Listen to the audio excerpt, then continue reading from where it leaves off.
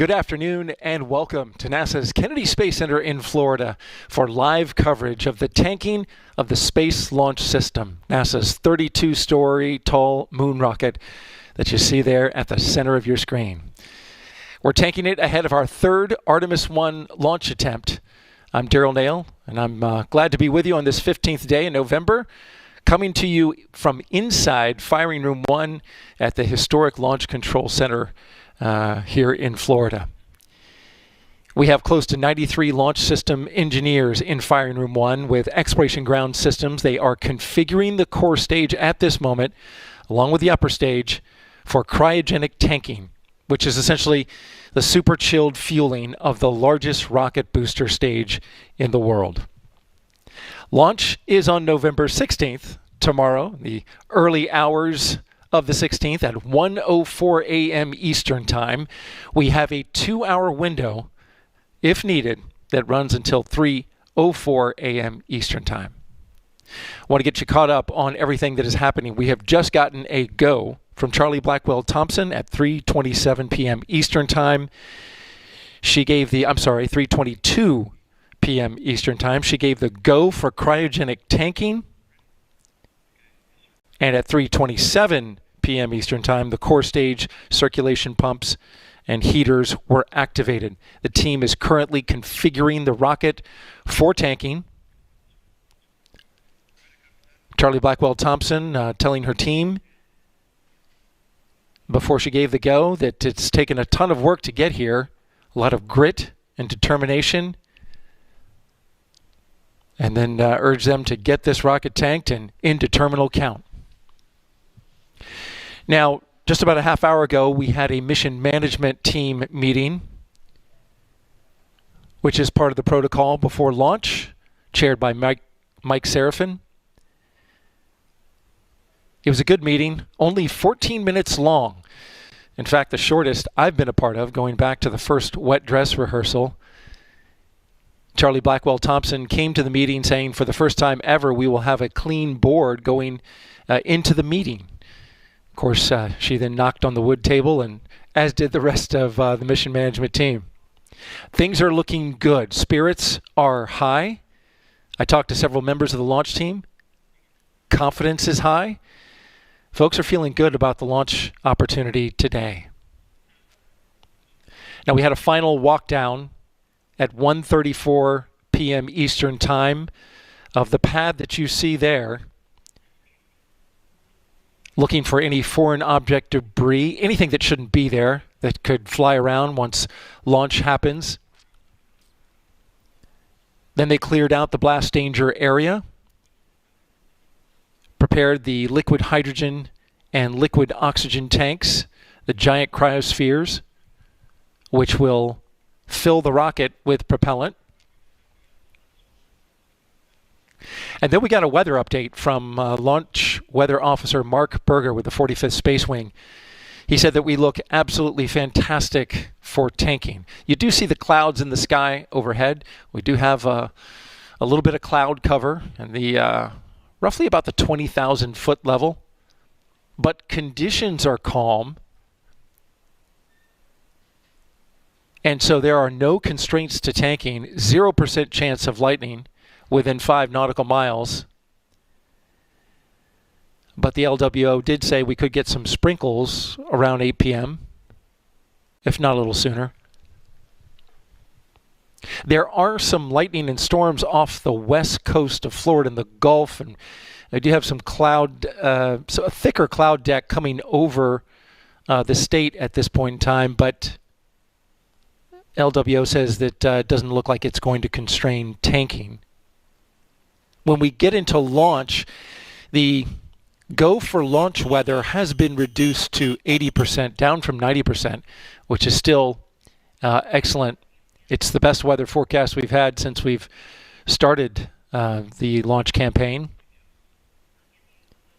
And again, the only fly in the ointment is the clouds.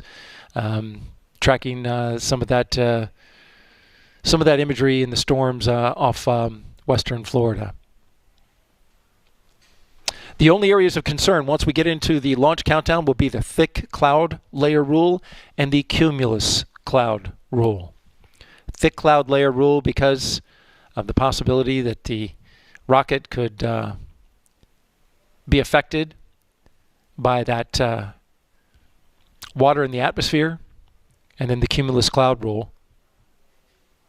If we were launching right now, the LWO did say that we could launch right through the clouds that you see there. Hopefully we get some clearing, because if you're in the area of Florida or South Georgia, well, those clouds could obscure the view. So hopefully we'll get them cleared out.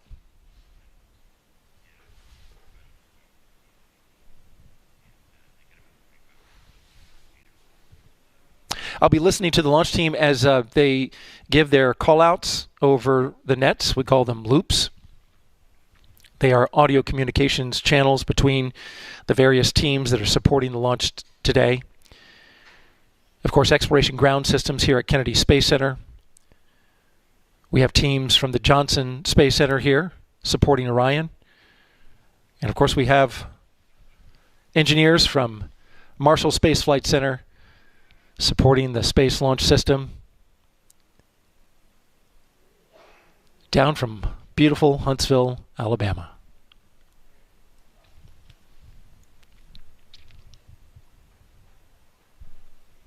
We want to tell you a little bit about the Artemis program as we go along today. If you don't know, NASA is sending astronauts to explore deep space, starting with the moon and then on to Mars, and that's what this rocket here is all about. Here's an introduction to NASA's Artemis program. NASA is returning to the moon, pushing the boundaries of space exploration, science, and technology once again. We're on the verge of exploring more of the moon than ever before. We're going to learn how to live and work on other worlds for economic benefit and to inspire a new generation, the Artemis generation. With Artemis missions, NASA will land the first woman and first person of color on the moon.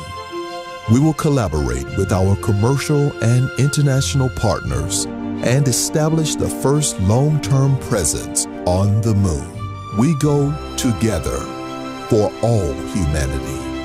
Artemis I, the first integrated flight test of the Space Launch System, or SLS rocket, and Orion spacecraft will launch from the historic launch pad 39B at NASA's Kennedy Space Center. It will be the first in a series of increasingly complex missions, paving the way for astronauts to explore the lunar surface and to later use what they learn on the moon to explore Mars.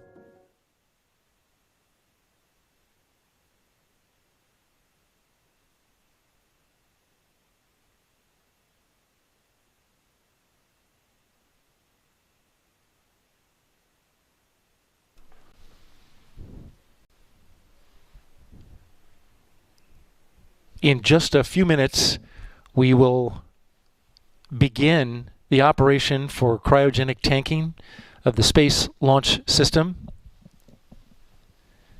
If you want to learn more about the Artemis I program, just go to our website at nasa.gov/Artemis-1.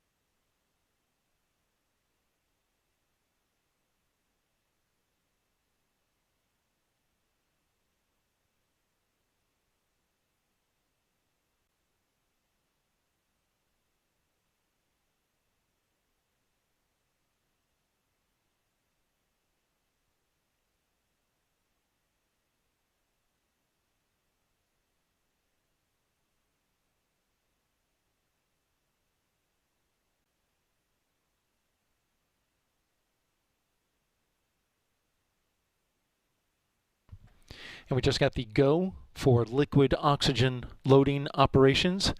Again, we just got the go for loading the liquid oxygen into the core stage.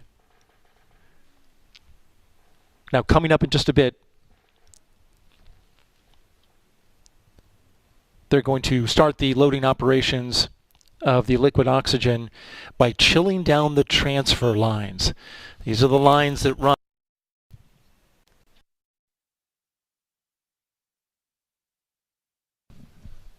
so super chilled, they must pre-chill the lines.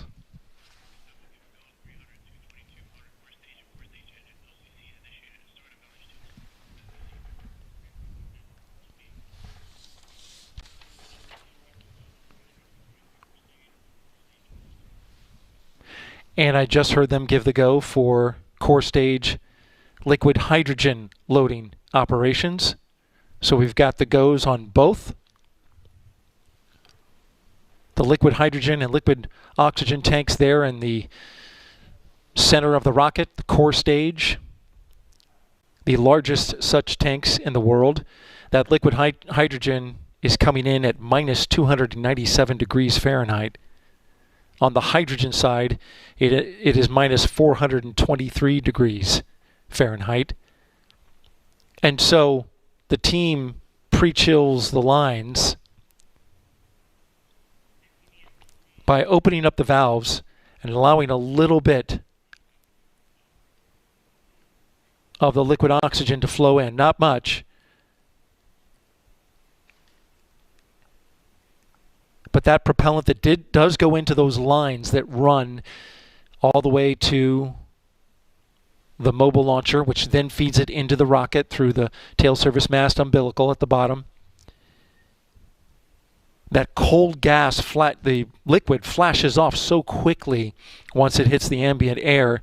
The cold gas is then enough to chill down the lines so that when the actual super chilled propellant goes through, it's not a thermal shock to the system. Also new for this countdown, we are loading liquid oxygen and hydrogen at the same time.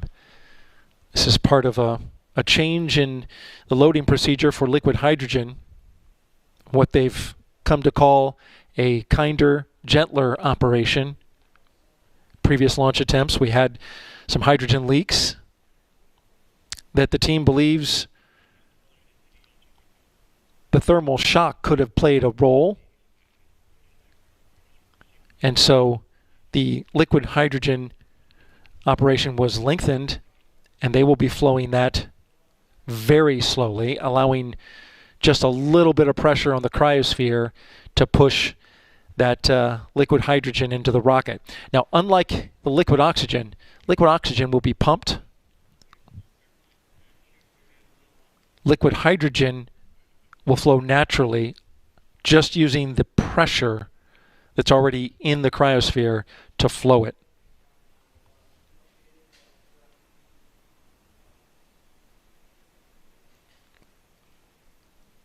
LOX is 12 pounds per gallon density, so it's quite heavy. Liquid hydrogen is 0.4 pounds per gallon, so it's extremely light. We will start up our clock here in a couple of hours. Currently, we are L minus 9 hours and 11 minutes until liftoff. Our cryogenic operations will run roughly about 6 hours. This is Artemis Launch Control.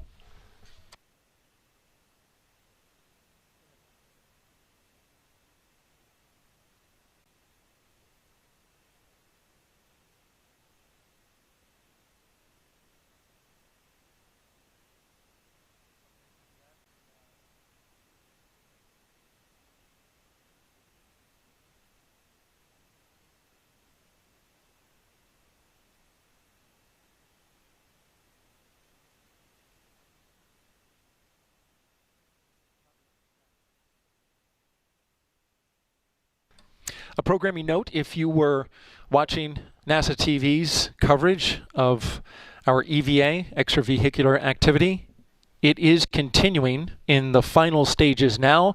That spacewalk you can watch on NASA's media channel. Again, it continues the final stages of our EVA on the International Space Station on our media channel.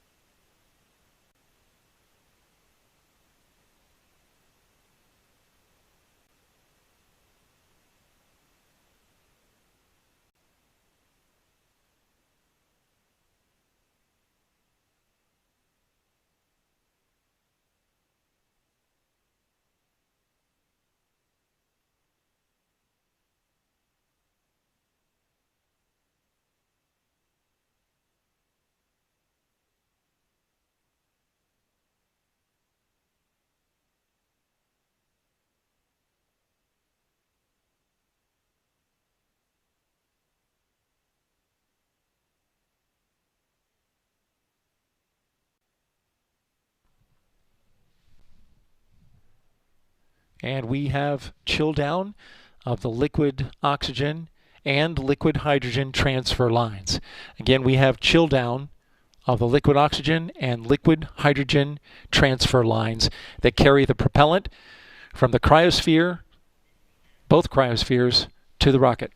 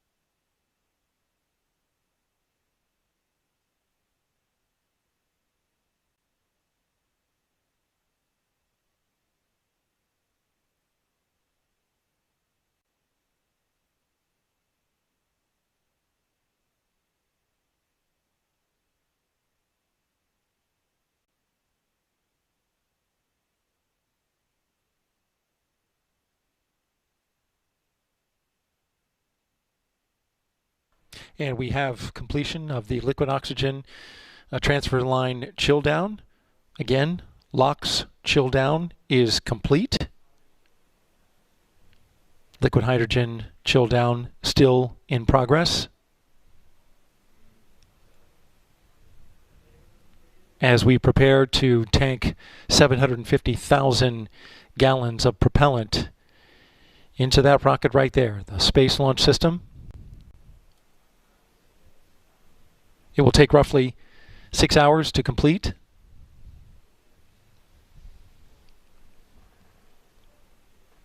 The team will then have a few hours to make final configurations. We'll get into terminal count. And ahead of that, a programming note, at 10:30 p.m. Eastern Time, we will begin our special launch broadcast here on NASA TV. At the same time, we will continue our operational commentary on the NASA media channel. You can find both of them on YouTube. And of course, NASA TV, where if your local programming and cable company or satellite company provides.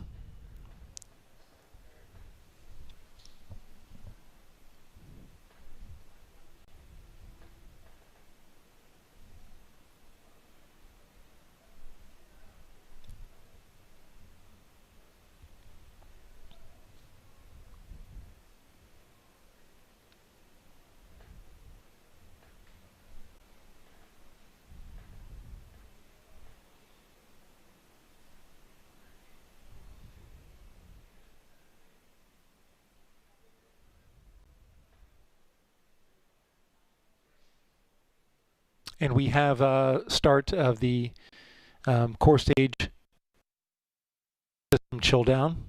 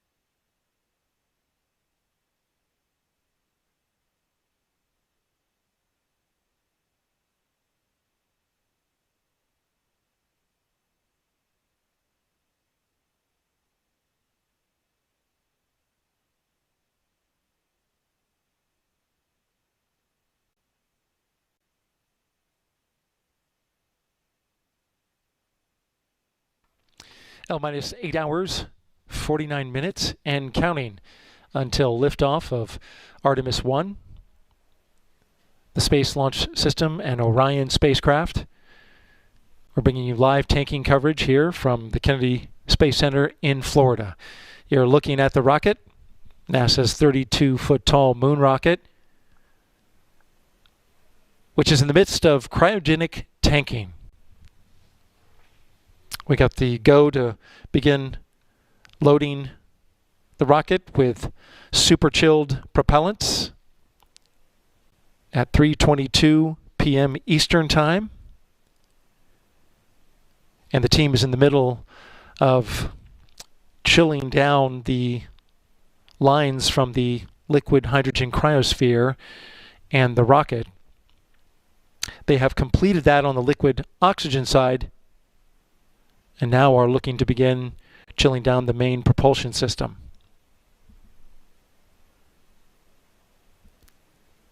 It'll take roughly 6 hours to complete this process.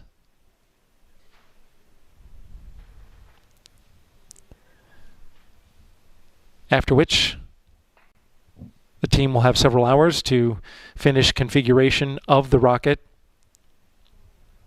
And then we'll go into terminal count at 12:54 a.m. Eastern Time on November 16th. Liftoff is scheduled for 1:04 a.m. Eastern Time. We have a 2-hour window today. Hopefully we won't need it. Weather officer says we're looking good weather-wise, though you do see on your screen there, get a large cloud deck across the spaceport. A couple holes in it here and there. That cloud cover, it's rather thin where we are here at the Kennedy Space Center, but off to the west, the launch weather officer is tracking some thicker clouds coming our way. It's not a constraint to tanking. We're moving ahead, moving forward. But it is something they're keeping an eye on as we get deeper into the night. This is Artemis Launch Control.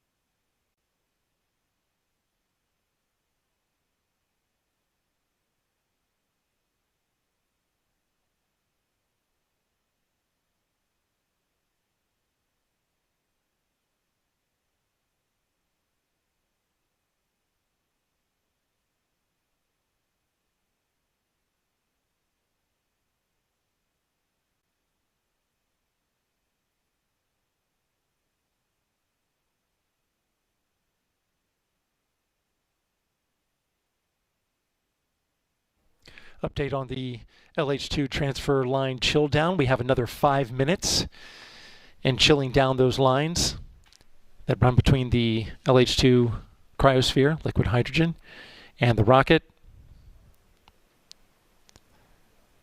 The tank on the core stage holds 537,000 gallons of liquid hydrogen.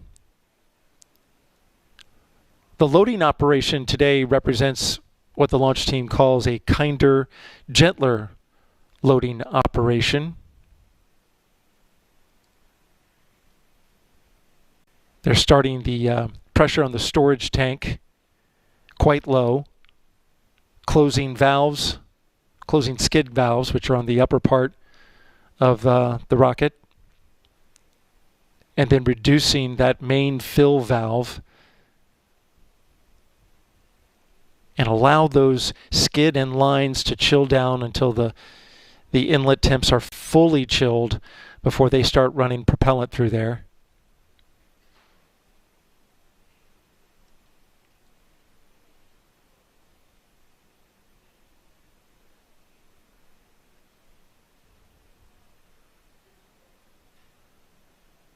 So gravity flow will be the way that they'll move that liquid hydrogen for 4 minutes and then allow the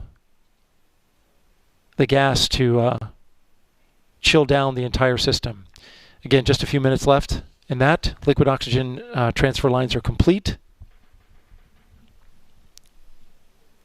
And we're going to get into, after that, slow fill, where we actually start to run propellant into the rocket.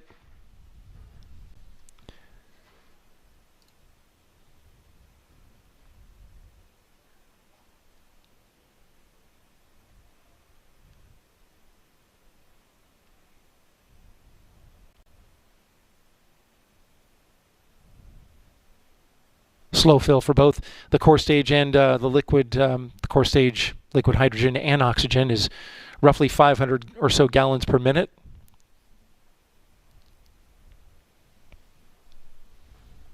We're waiting the next milestones. We'll let you know as soon as they happen.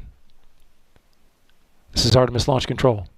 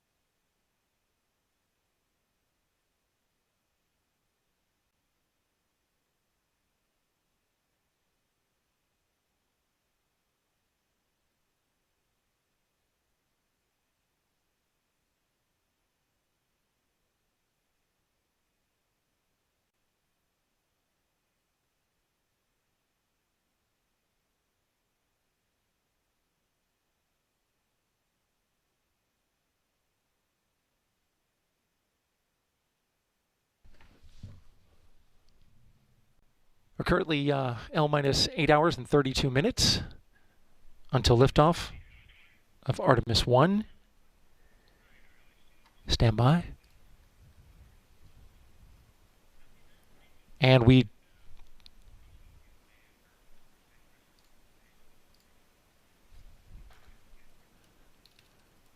okay, we just got an update that the liquid hydrogen transfer line chill down is complete and slow fill has begun. Again, liquid hydrogen slow fill has begun. So this bumps up the speed of the pumping on the liquid hydrogen side.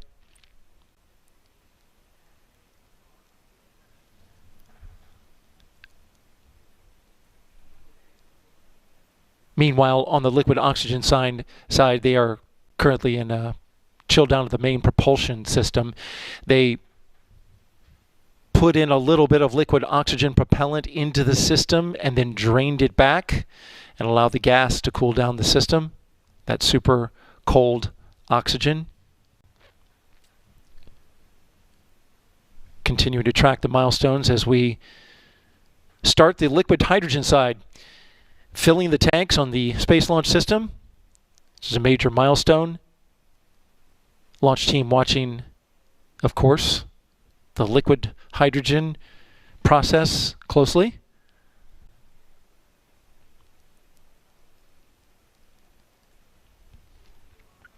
A programming note for you on our NASA media channel. It's a busy day here at NASA, both on the ground and in space. The EVA, extravehicular activity, ended at 7 hours and 11 minutes. This is the spacewalk going on at the that happened at the International Space Station. Coverage continues on NASA's media channel.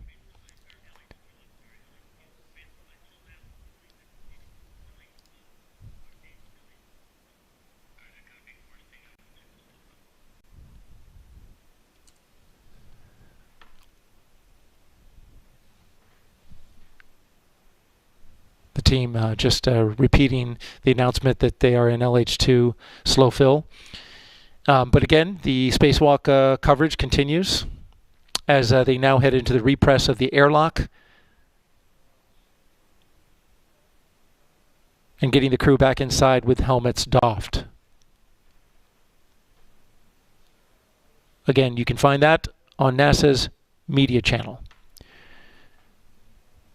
Here on NASA's main channel, we continue with the cryogenic tanking of the Space Launch System. It's a great day in Florida for tanking. Weather is not a factor at the moment, even though we have some cloud cover overhead.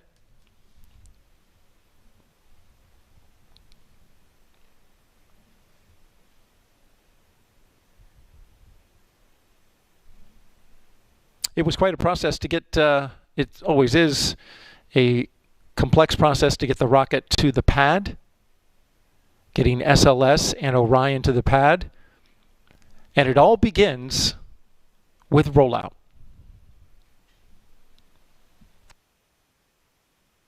Out of the 322-foot tall Artemis I rocket from the vehicle assembly building, signals launch is approaching. The crawler transporter will travel along the crawlerway to the launch pad, carrying the SLS rocket, Orion spacecraft, and the mobile launcher.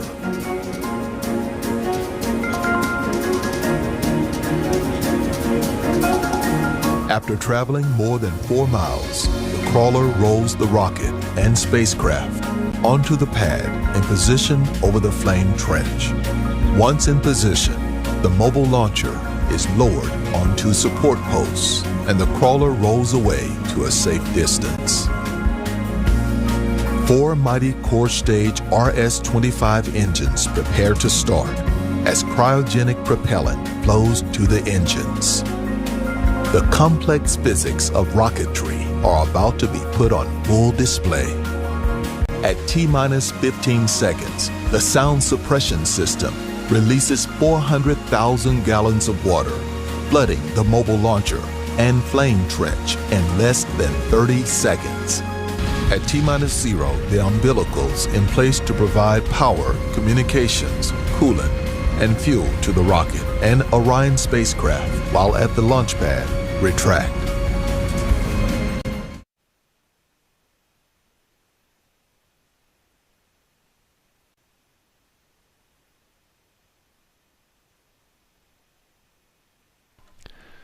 For more information on the Artemis program, just go to our website, nasa.gov/Artemis-1. Again, nasa.gov/Artemis-1.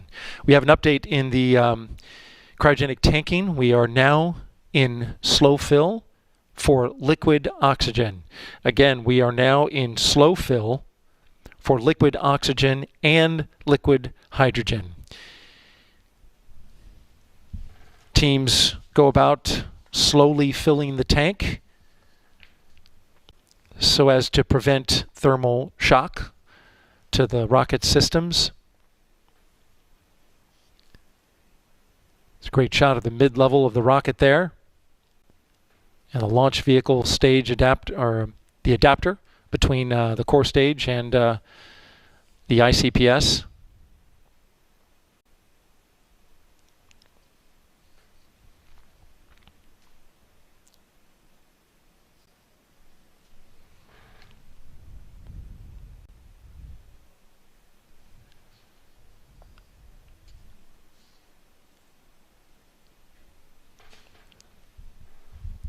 Slow fill for the core stage runs about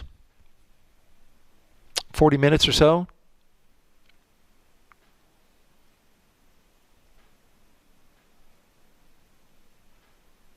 Sorry, check that. It runs 15 minutes.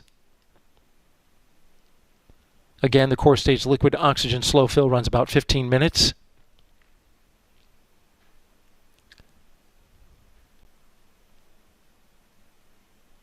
Core stage liquid hydrogen slow fill, this will be a longer process. Roughly about 70 minutes, a little more than an hour.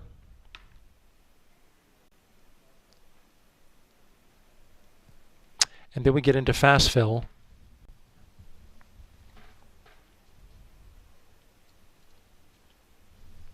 But again, we're getting propellants into both tanks on the core stage. This is Artemis Launch Control.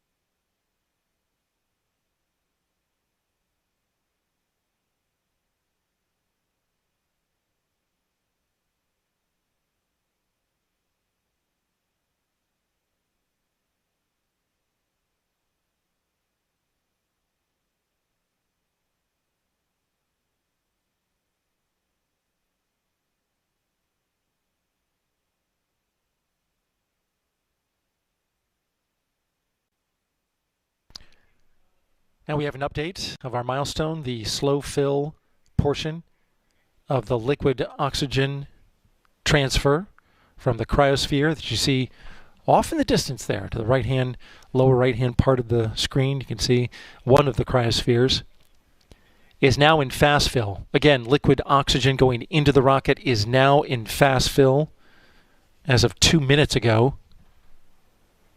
completing the slow fill portion of liquid oxygen into the core stage.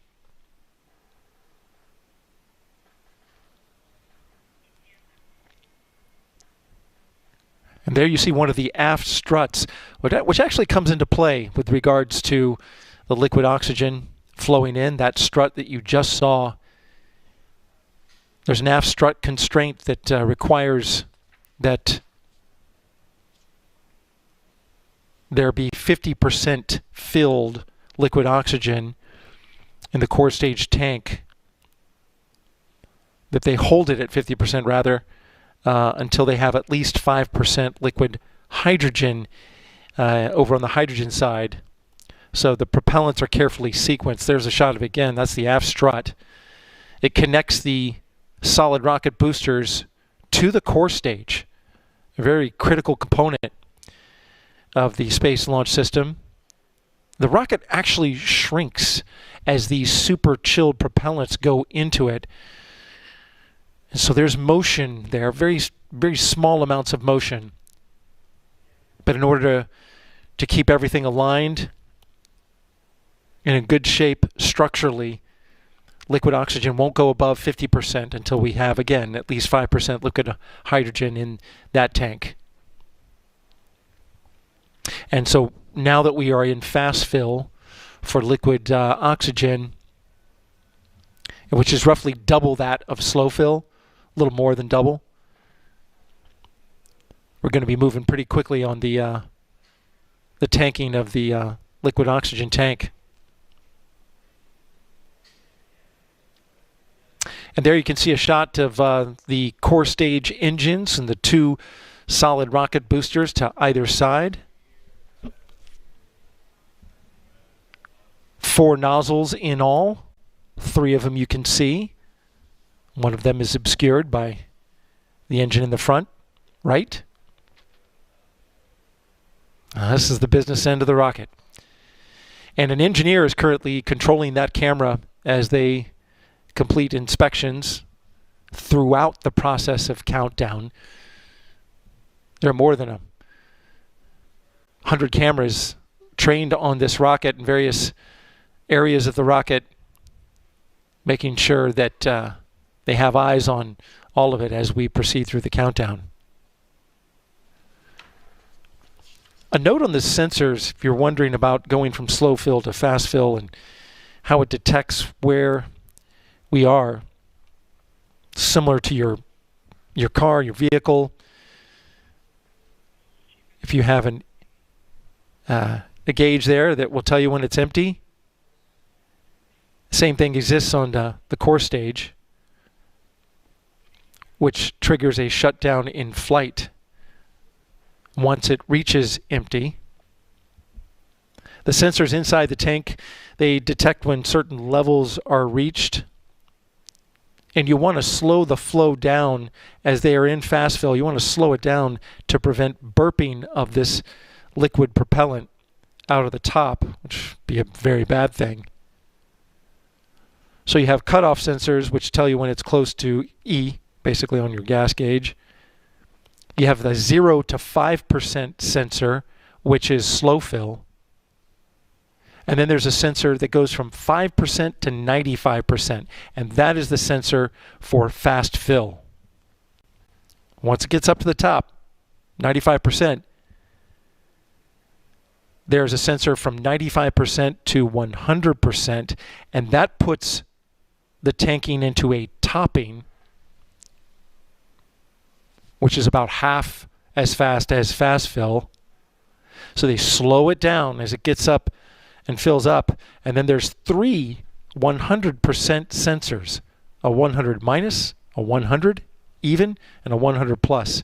And then that's when we get into replenish. There's software that cycles the valves to keep it in that sweet spot, 100 minus, 100, and 100 plus. And then, of course, replenish just replaces the propellant that boils off. These propellants, the moment they go into the tank, they are boiling. And they will continue boiling all the way through liftoff and during flight. They will be vented initially. That vent will be capped off to build up flight pressures. And then, of course, at the end, when the engines are lit, and this rocket is, if all things go well, racing into space at 1:04 a.m. Eastern Time tomorrow.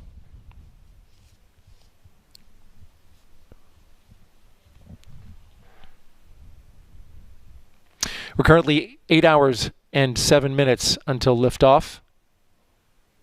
This is Artemis Launch Control.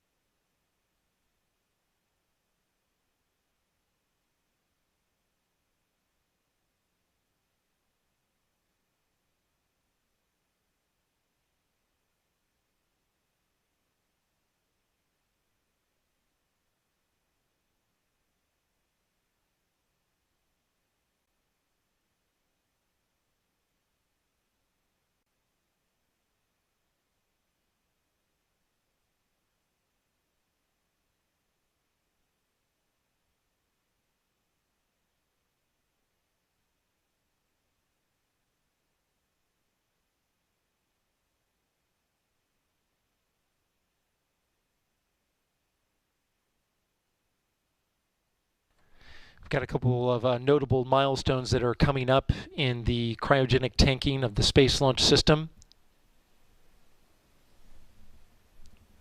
One that has just happened is the aft strut constraint has been verified, so we are over 5% hydrogen filled. And since we're in slow fill, we're now going to transition to fast fill. And this has been a moment in past tankings where we've seen leaks. But today the team is executing the kinder, gentler, as they call it, loading operation. It's a much slower, very methodical fueling, tanking of the liquid hydrogen tank. And so we'll let you know as soon as that milestone happens. After that, we will then have the liquid hydrogen engine bleed kickstart. The kickstart is essentially a bleed to get it going. They close the vent temporarily. The liquid hydrogen tank is vented. Since it is a liquefied gas, it's boiling off. It vents out the gas. They'll close that vent to pressurize the tank, and then a small amount of liquid hydrogen is bled through the engine, and that gets it going. And then after kickstart, they go to a vented bleed, but at a lower pressure. So they'll open back up the vent, and the bleed will run.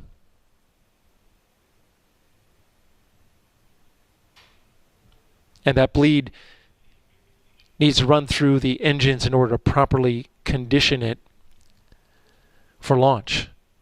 Needs to be in just the right temperatures, which match the propellants.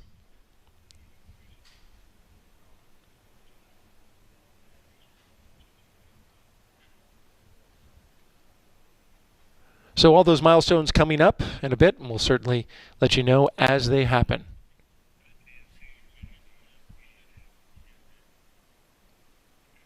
And a programming note, coverage of the EVA on NASA's media channel has completed. You are now watching coverage of Artemis I's tanking. The tanking of the Space Launch System and Orion and launch of the Orion spacecraft. Tonight at 1:04 a.m. Eastern Time from the east coast of Florida. We are headed to sunset, as you can see from this shot here, in roughly about 23 minutes. Got some cloud cover overhead as we count down, currently at 7 hours, 56 minutes and counting until liftoff. We started our day here on NASA TV with the tanking go that we received from Launch Director Charlie Blackwell Thompson at 3:22 p.m. Eastern Time. And we are currently flowing propellants on both the liquid oxygen and liquid hydrogen tanks of the Space Launch System. This is involves two steps here. We'll get the lower tanks filled, the largest tanks, and then we'll fill the tanks of the upper stage.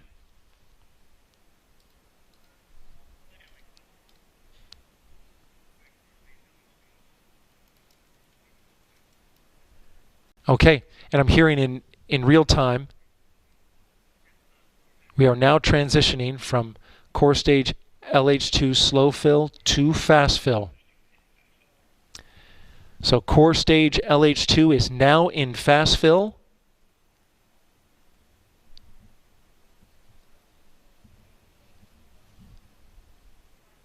The propellant teams closely monitoring the data. So we have both tanks now in fast fill.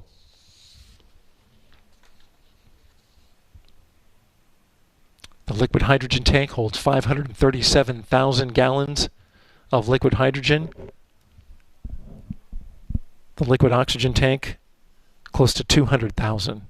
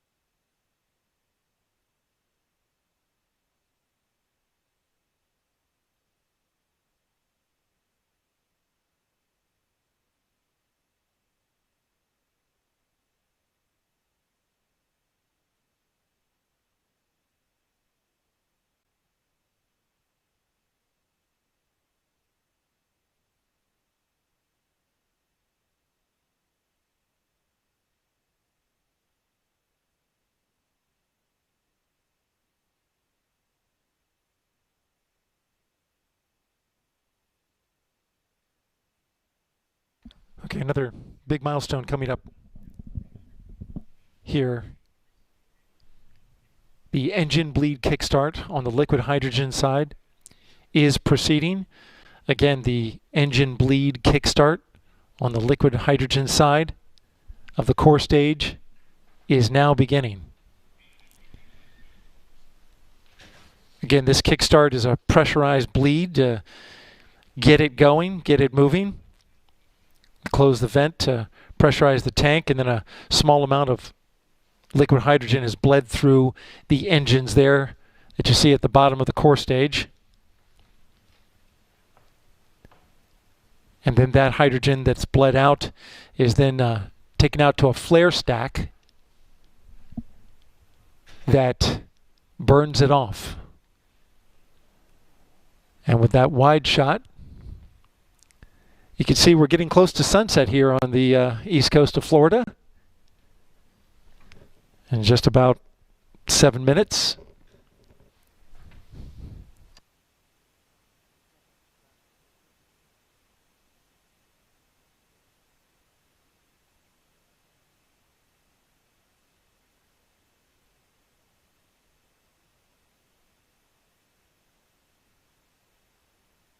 And so far, so good.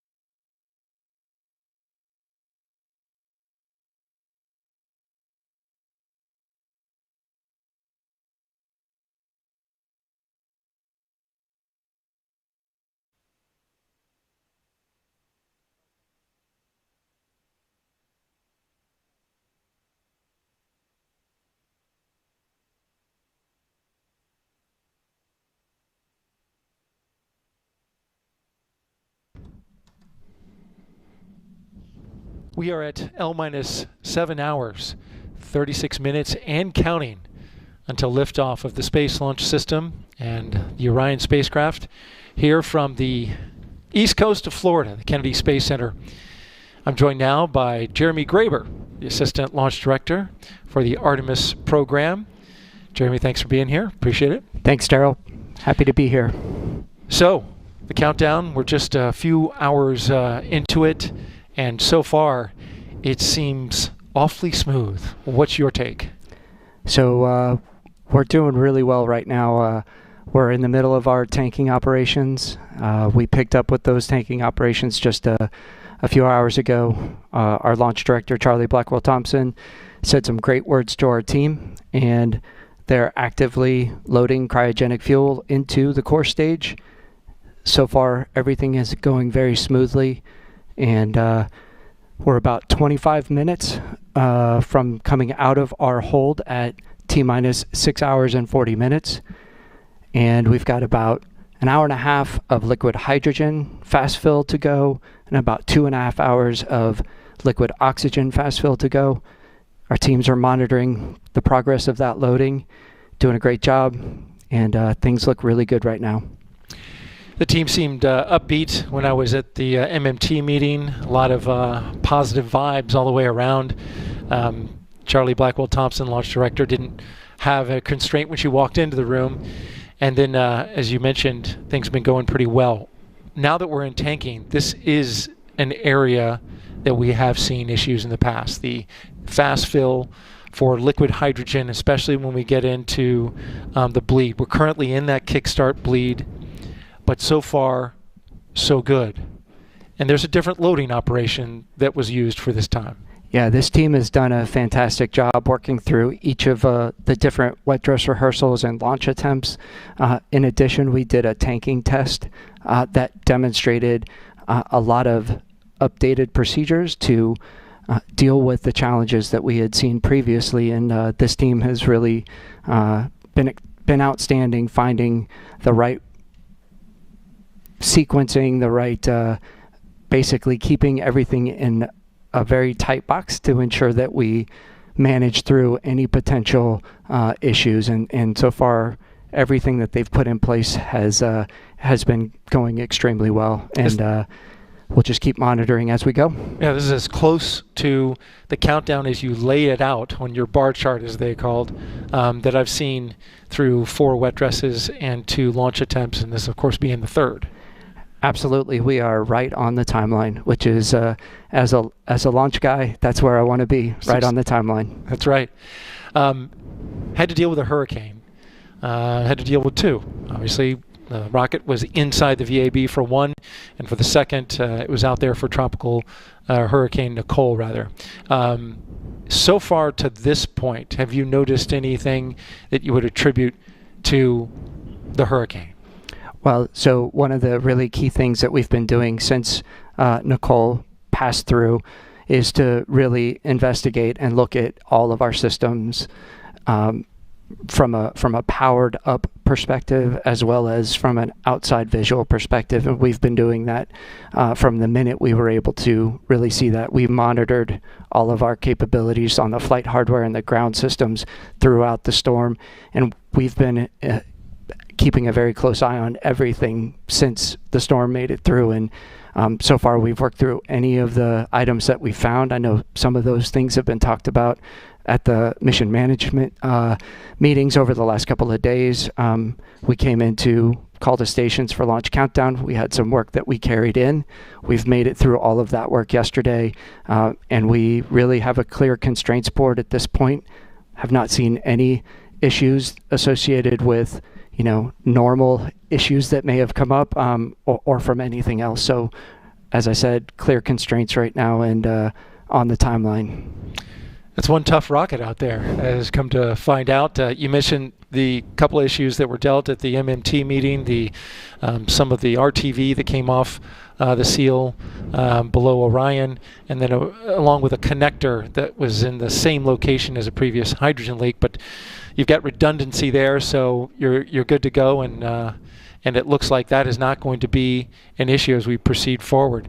We're headed to sunset. As you can see, sun just went down here at the Kennedy Space Center as the lights are on and illuminating the Space Launch System rocket. Getting an update. Engine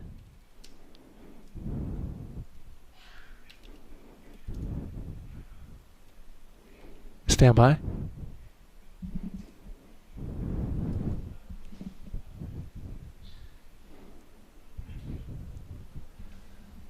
So, Jeremy, we just heard from the NASA, from the liquid hydrogen team on the NASA test director's loop. They're reporting out right now.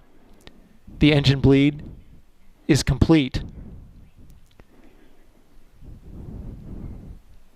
They did see a little bit of hydrogen in the area, a little bit of leakage, a little over 4%, but that apparently went down. That's within your range, right? Absolutely, that's it within our range. That's you know, an expected leakage rate at that location, and yeah, as you mentioned, the great thing is wherever it got to at that 4%. Since I'm not looking at data right now, I'm sure. But the good thing is it started coming down as they completed the bleed. So that's exactly what we would expect to see, and based on that, it sounds like we're still doing great. That seal in that quick disconnect, it has to conform, right, to that space there. And when you hit it with those cryos, that's kind of part of it, right? Just like you were saying. It's yep, kind of and our expectation through the rest of loading is that leakage rate will come down. That's really what we saw during the tanking test that we performed after the last launch attempt. And so we really do expect to see that leakage come down as we load the core stage tank, the liquid hydrogen tank, and you get more commodity on board. That will really help seal that, and we should see that come down. All right, great news. Real-time update from our Assistant Launch Director, Jeremy Graver. I really appreciate that. Thank you very much for being here, and good luck to you and the team the rest of the way. Thanks, Daryl. Appreciate it. All right, we are at L-7 hours, 28 minutes, and counting until liftoff. This is Artemis Launch Control.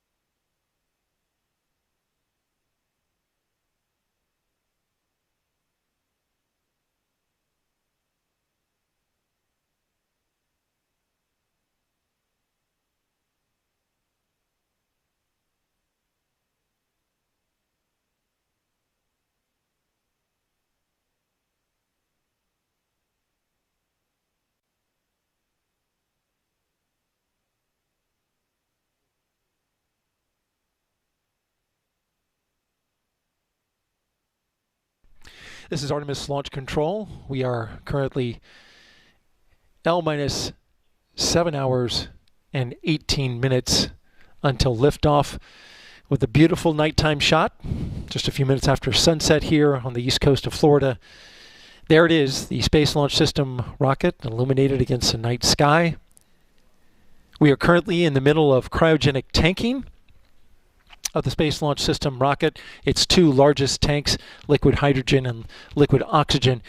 On this particular shot, I want to draw your attention to the far right-hand side of the screen. You can see the flame there. That is a hydrogen flare stack. That is part of the operation.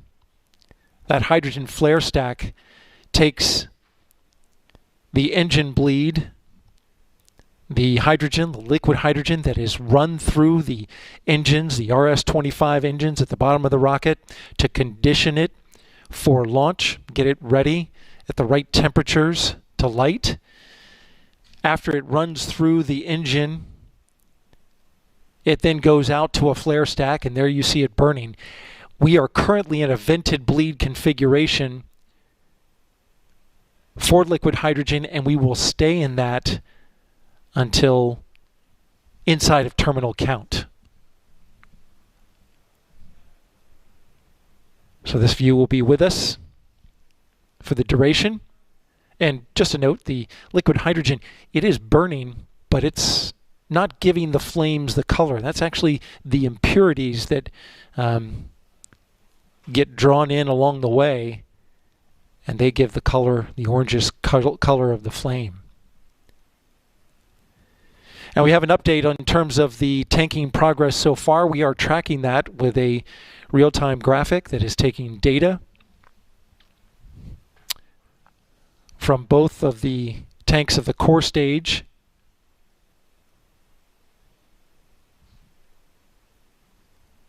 This visual will allow you to see our progress. On the core stage liquid oxygen, on the left you can see we are at 35% full, currently in fast fill. And over on the right, the core stage liquid hydrogen, the largest tank towards the bottom of the rocket, 40% filled. You can see the capacities, close to 200,000 gallons for liquid oxygen and 538,000 gallons for liquid hydrogen. We've got about a couple hours left to fill the liquid oxygen as it fills at a slower rate during fast fill.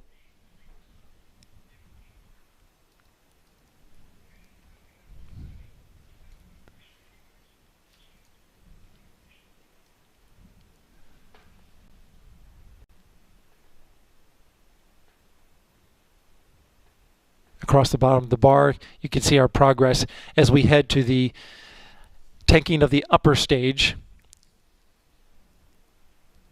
But again, just about a couple of hours left to tank the liquid oxygen, and just about an hour left on the core stage liquid hydrogen, as that one will fill faster than the LOX.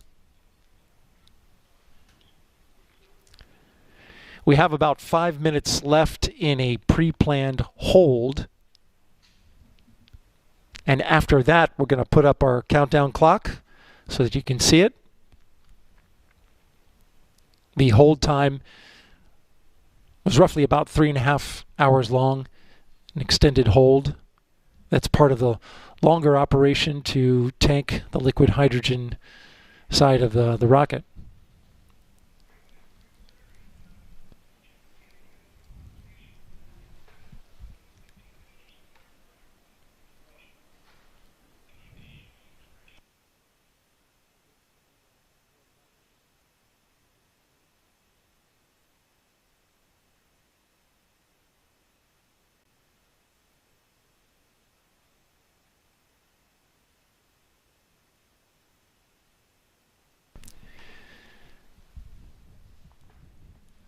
Our T0 for our launch today is at 1:04 a.m. Eastern Time. We have a special launch broadcast that will start at 10:30 p.m. Eastern Time. And that will happen right here on NASA's main channel. Operational commentary, which you're watching right now, will continue on NASA's media channel. You can find both of them on YouTube. We have a 2-hour launch window tonight,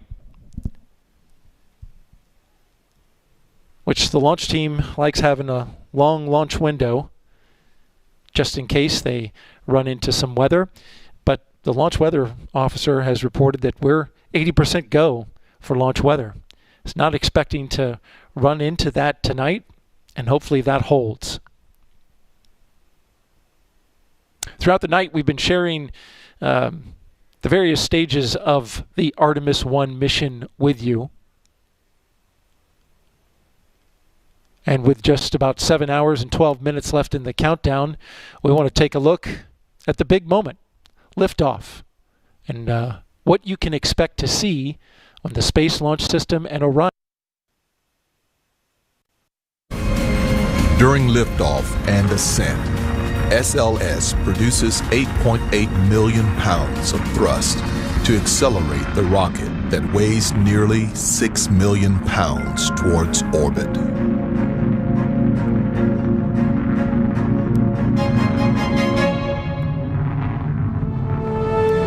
Approximately 2 minutes into the mission, the boosters will have consumed all of their solid propellant and are safely released. The rocket continues to propel toward orbit. After 3 minutes, Orion's service module fairings are jettisoned to lighten the load and expose its solar arrays, having completed their job protecting the arrays from aerodynamic forces. 40 seconds later, the launch abort system is jettisoned. Orion could safely abort at any time. About 8 minutes after launch, the SLS core stage engines shut down, and the stage separates. The interim cryogenic propulsion stage, or ICPS, will give Orion the big push it needs to leave Earth's orbit and head toward the Moon. Orion's 4 solar arrays deploy to convert the sun's energy into electricity to power the spacecraft, charging its batteries for power when it moves out of direct sunlight. The upper stage engine ignites to elevate the spacecraft and fully enter Earth orbit, targeting conditions for the maneuver that will send Orion to the Moon. Engineers at Mission Control in Houston will perform one last check on Orion systems prior to committing to the Translunar Injection, or TLI. The TLI maneuver breaks the bonds of Earth's gravity and sets the spacecraft on a course for the Moon. The interim cryogenic propulsion stage fires the RL-10 engine to complete the TLI burn that lasts about 20 minutes and increases the spacecraft's speed to more than 9,000 feet per second.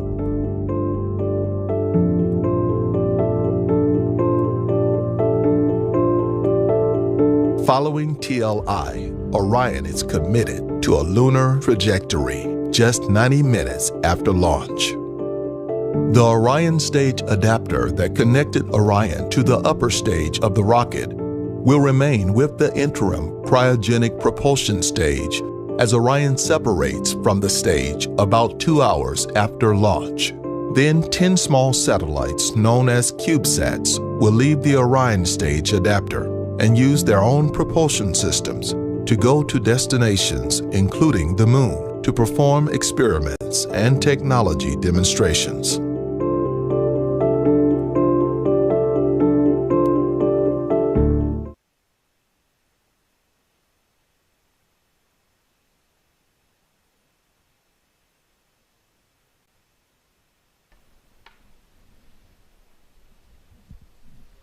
And now we want to put up our countdown clock for you. This is the T clock that you see in the upper left-hand corner of your screen. This reflects the time that the launch team is counting down, but does not include a half-hour hold that we have coming up. So the actual time until launch is 7 hours and 8 minutes, but we are 6 hours and 38 minutes away from going into a half-hour hold.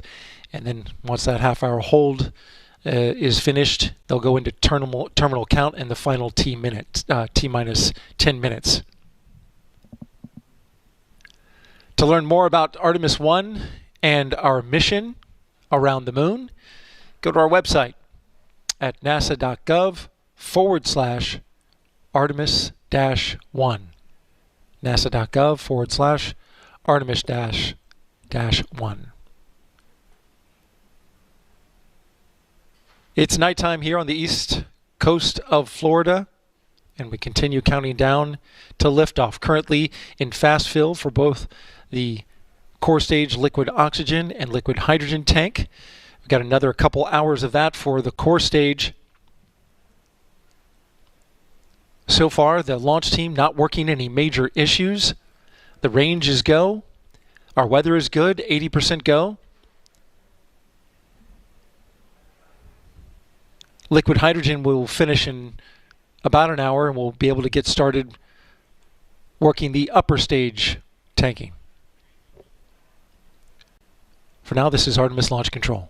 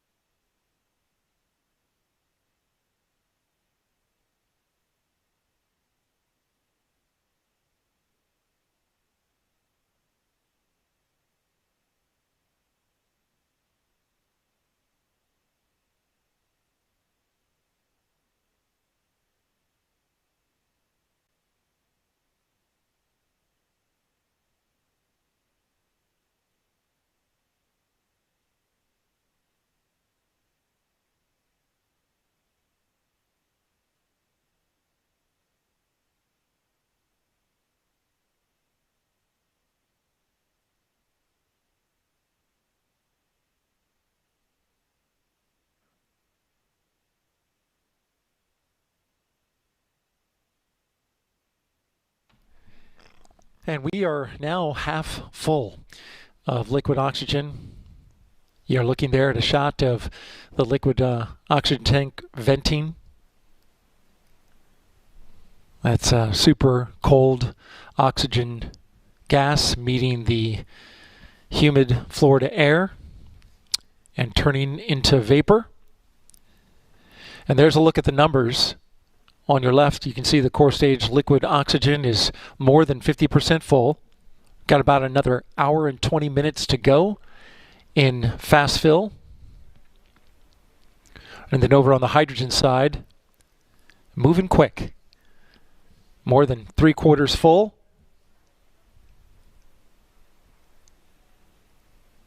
On a tank that is the largest liquid hydrogen tank ever made into a rocket booster.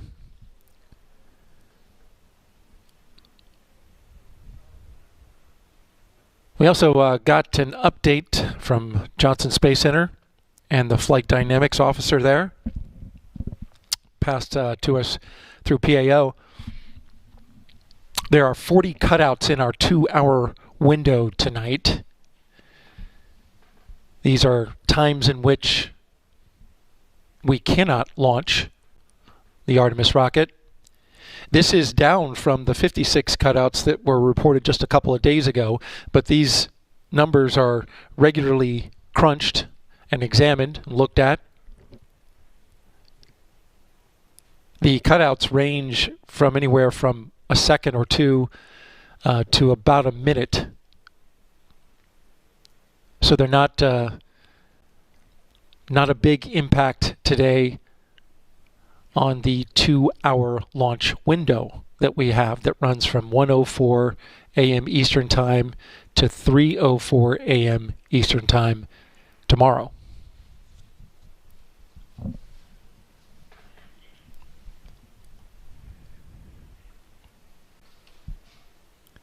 You're looking at the bottom of the Space Launch System rocket, the core stage with the 4 engines, RS-25s. Built by Aerojet Rocketdyne.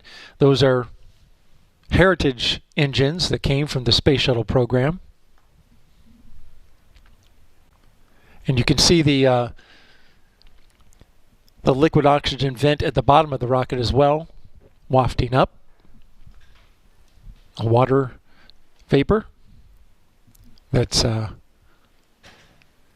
chilled from the liquid oxygen meeting the air.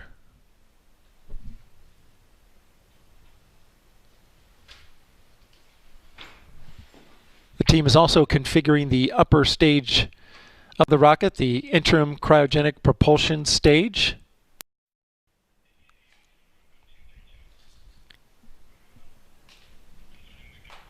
Configuring its guidance and navigation.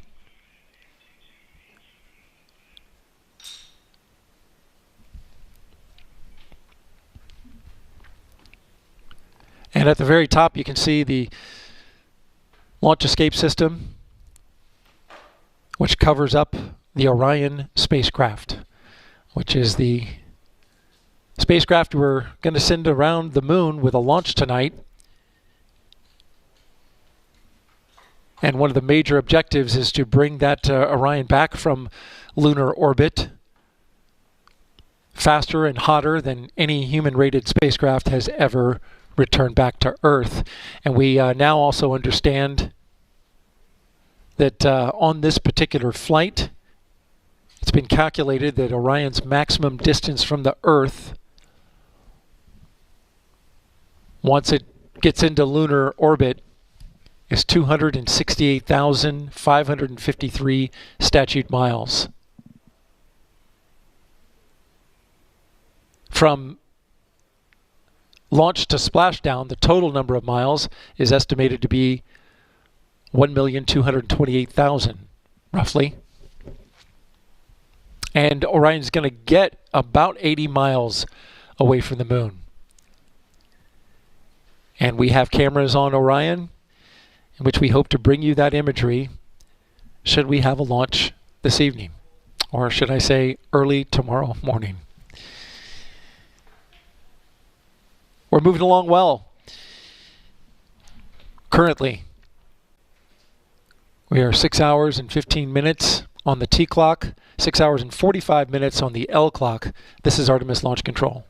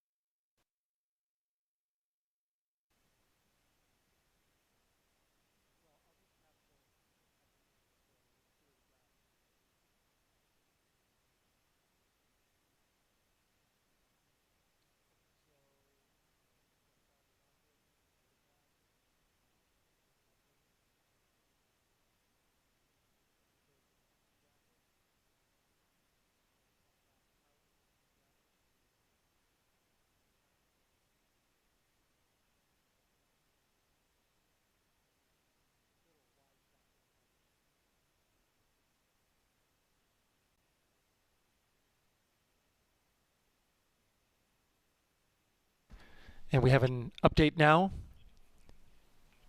The tanking fast fill for liquid hydrogen has completed. The fast fill has completed. And now we are in topping. Again, core stage liquid hydrogen fast fill is complete, and now we are at topping.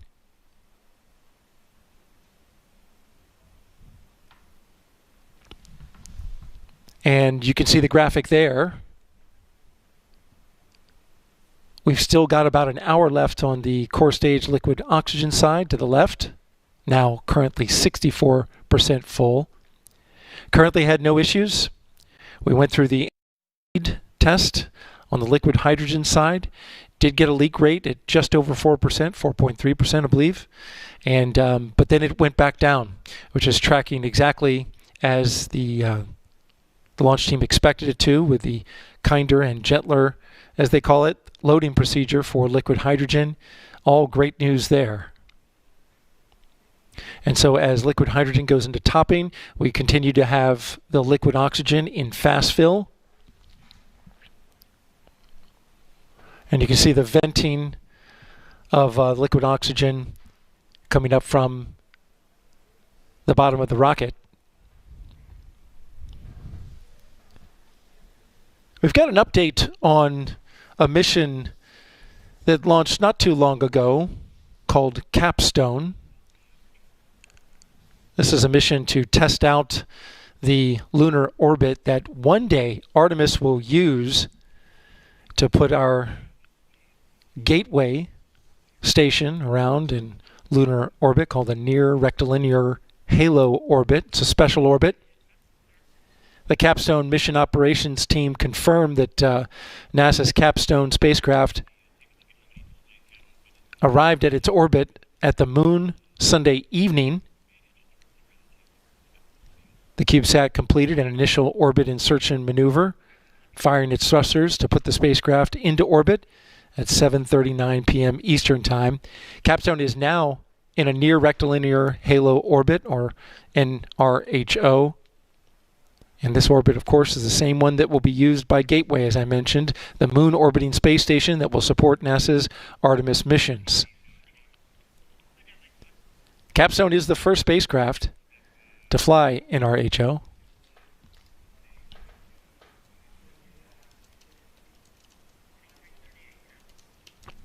Getting an update now on the rocket. After two cleanup maneuvers, the Advanced Space and Terran Orbital team will review data to confirm that Capstone remains on track in the NRHO. Orion will be going to a distant retrograde orbit around the moon, but as I mentioned, follow-up missions will seek to go into the NRHO orbit. Just got an update from the launch team. Core stage is now in replenish, now having moved from topping into replenish, so it's at 100%, and the propellant that is boiling inside, being that liquid hydrogen is minus 423 degrees Fahrenheit, it is boiling the entire time inside that rocket, just as the liquid oxygen is, and you can see it venting out the side of the rocket.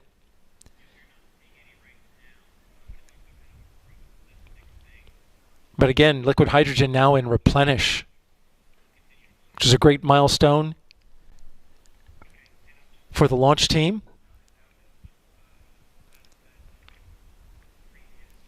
And now they're beginning to configure ICPS. We've had some RL-10 engine purges.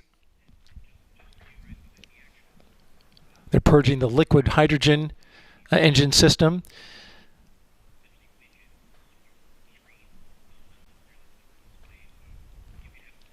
The core stage tanking must be complete before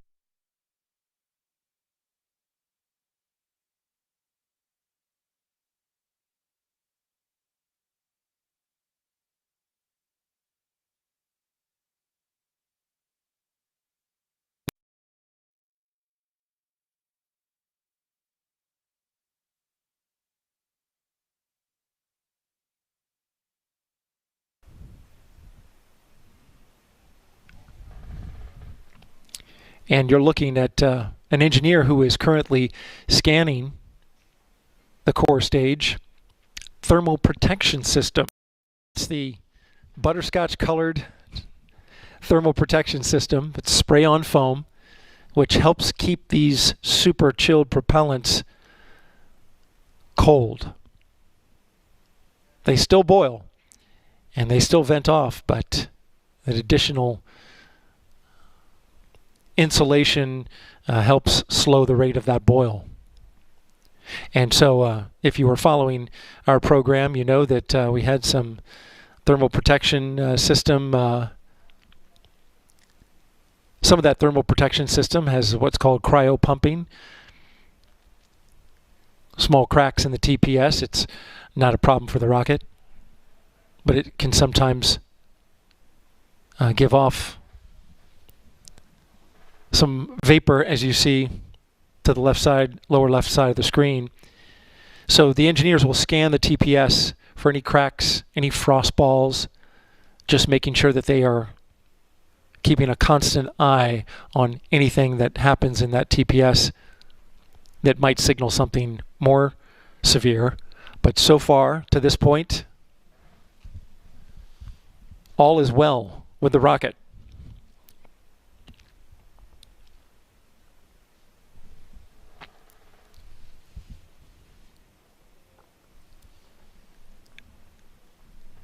Coming up at 10:30 p.m. Eastern Time, we will have a special launch broadcast that will begin on NASA TV. Tell you all about the Artemis program. We have interviews with astronauts and some special features for you. We will continue the commentary that you're watching right now on the NASA Media Channel.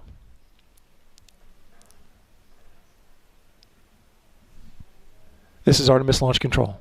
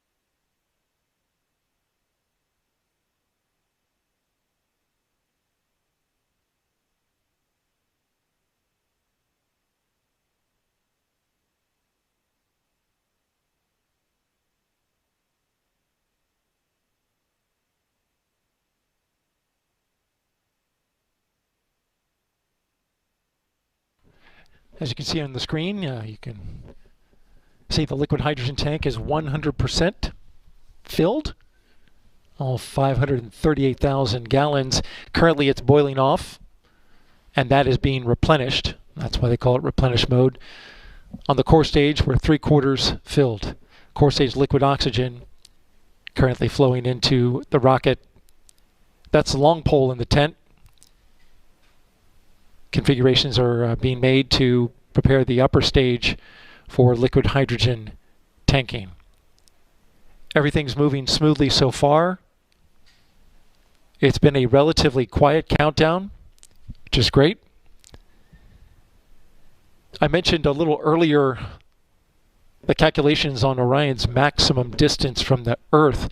We just learned it'll be 268,553 statute miles. And it'll come as close as right around 80 statute miles to the moon. Once in space, the Orion spacecraft will begin a 26-day mission. So let's learn more about that right now. Orion will travel through the Van Allen radiation belts into the deep space radiation environment. The spacecraft's outbound trip to the moon will take several days, during which time engineers will evaluate the spacecraft systems and correct its trajectory if needed. As Orion approaches the moon, the engines of the European service module will fire to perform a powered flyby, which allows the spacecraft to target a distant retrograde orbit about the moon. At its closest approach, Orion will be about 60 miles from the surface of the moon.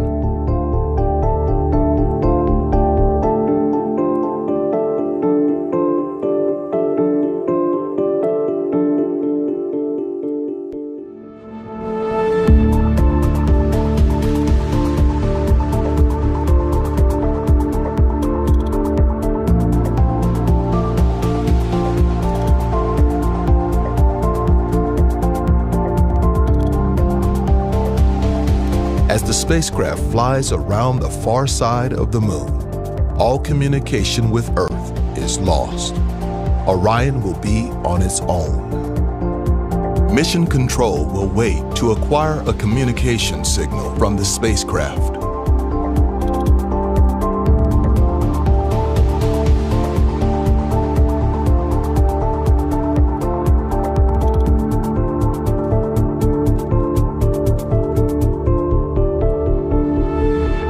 Through cameras positioned inside and outside of the capsule, will capture a view of Earthrise for a new generation. The spacecraft will drift past the far side of the moon over the next several days. A second service module main engine burn will place Orion in a distant retrograde orbit. It will travel in the opposite direction from the path the moon flies about the Earth. The spacecraft will stay in that orbit for approximately 1 to 3 weeks to collect data and allow mission controllers to assess its performance. The spacecraft will use another precisely timed engine firing of the service module along with the moon's gravity for its return trip to Earth. After exiting the distant retrograde orbit, the engines of the European service module will fire to do another close flyby of the moon and aim towards Earth.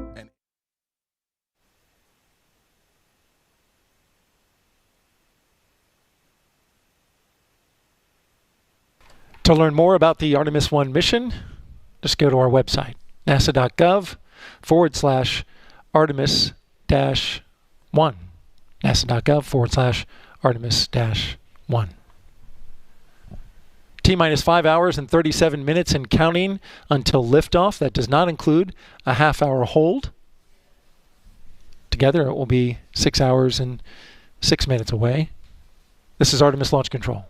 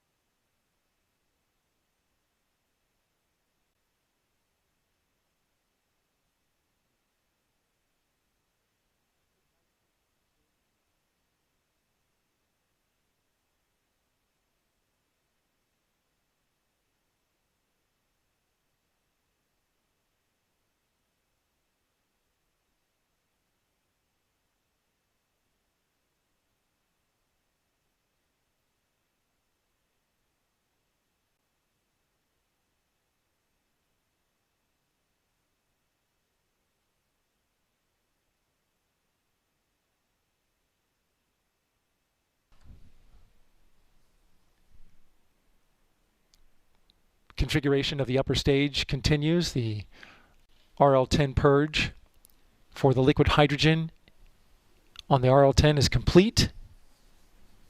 The liquid oxygen upper stage RL-10 engine system purge is now beginning. Again, liquid hydrogen upper stage RL-10 purge complete.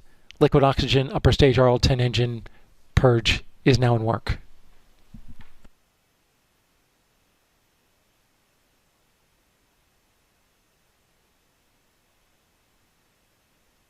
These steps are done ahead of cryogenic tanking of the upper stage.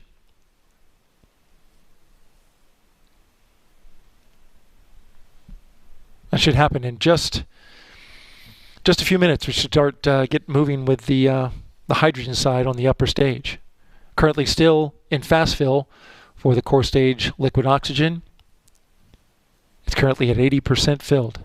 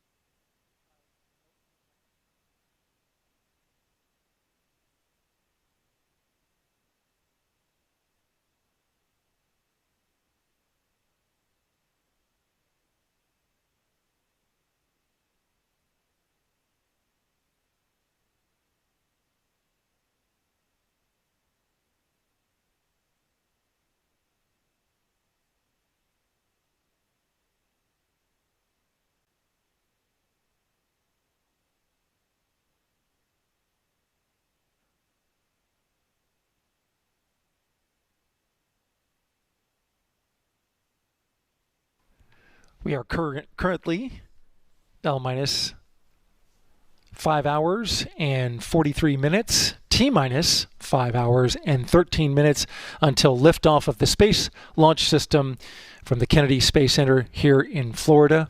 You're looking at the rocket on the pad, NASA's 32-story tall moon rocket, scheduled for liftoff at 1:04 a.m. Eastern Time, with a 2-hour window running to 3:04 a.m. Eastern Time. We have had a very clean count so far. We're running ahead of schedule as well, about an hour and 20 minutes ahead of schedule.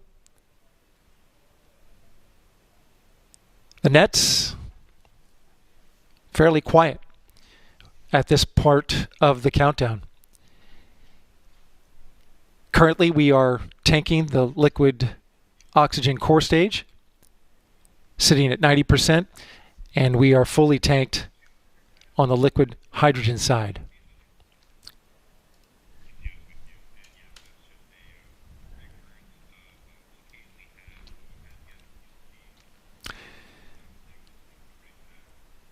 Looking at the engines and the core stage right there in the center of your screen, quite a bit of history there with those RS-25s.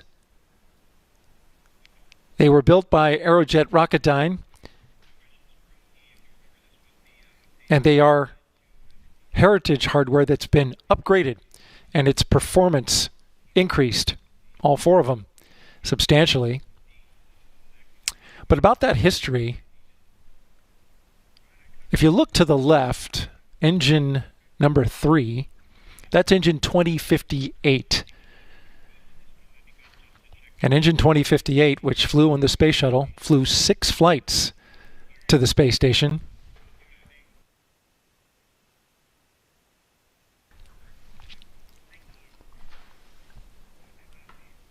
Behind 2058 is engine number 4, identified with a 2060.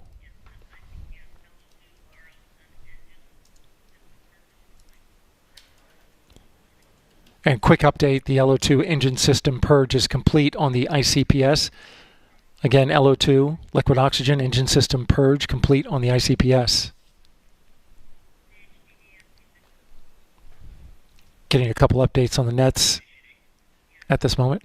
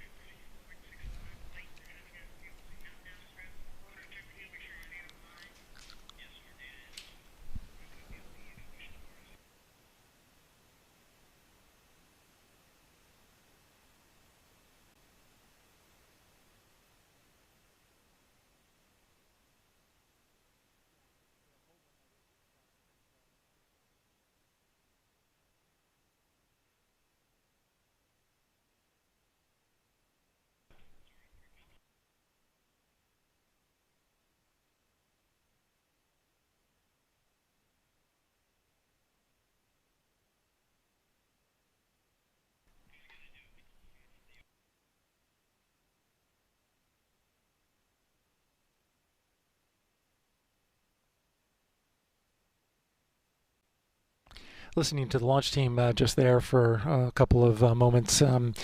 No major issue being reported. But as you're looking now, again, back to the engines. Liquid oxygen venting up from the bottom.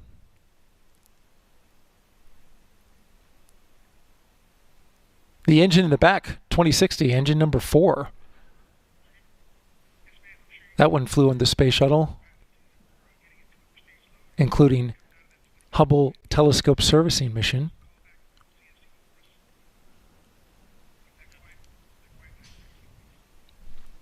And then to the front right, that's engine 2056, engine number 2 on the rocket. 2056 .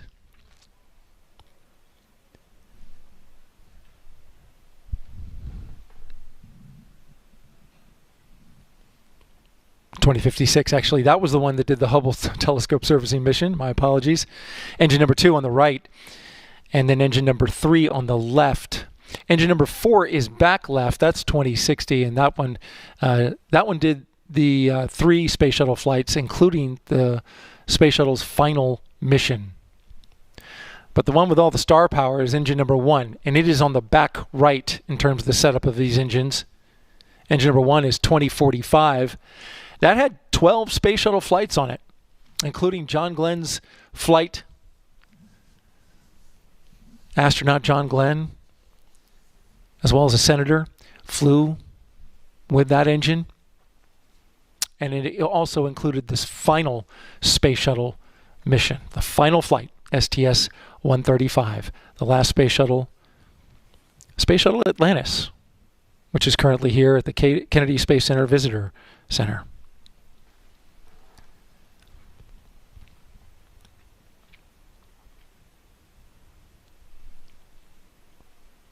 The core stage in the middle, of course, that holds the RS-25s, that's built by Boeing Aerospace. The 2 side boosters there, built by Northrop Grumman. And to the top of the rocket, the Orion spacecraft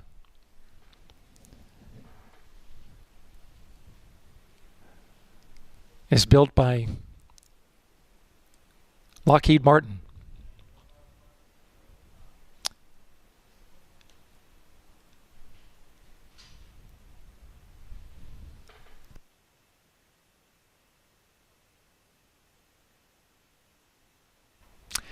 And speaking of the Orion spacecraft, when it heads to the moon, that will be about 1,000 times farther from Earth than the International Space Station is from the Earth. Of course, the International Space Station orbits the Earth at approximately 250 statute miles above the surface of the Earth, and the moon is beyond 250,000 miles.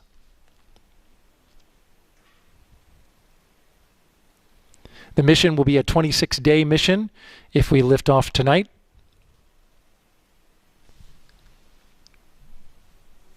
To learn more about the Artemis program, go to our website at nasa.gov/Artemis-1. Again, nasa.gov/Artemis-1. This is Artemis Launch Control.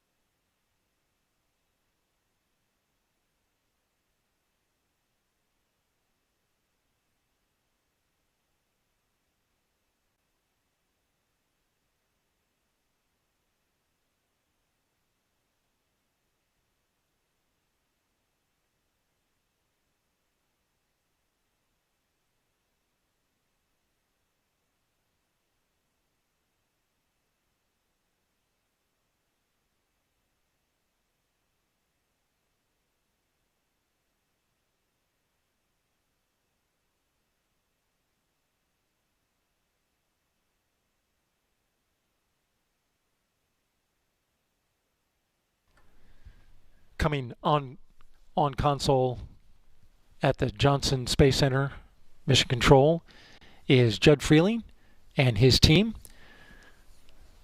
Judd Freeling is the flight director that will lead his team tracking Orion from ascent through translunar injection. This is the third shift for the team at Mission Control Houston. And you're looking live at Launch Control here at the Kennedy Space Center in Florida.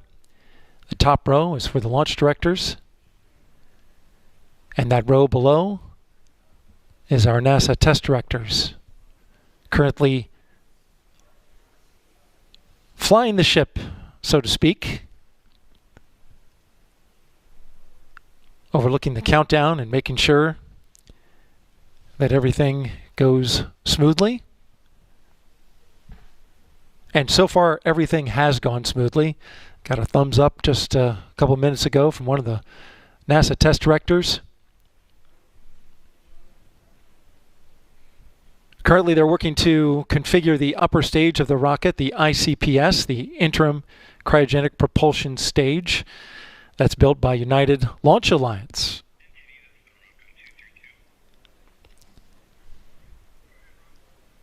It's a modified upper stage from the Delta IV.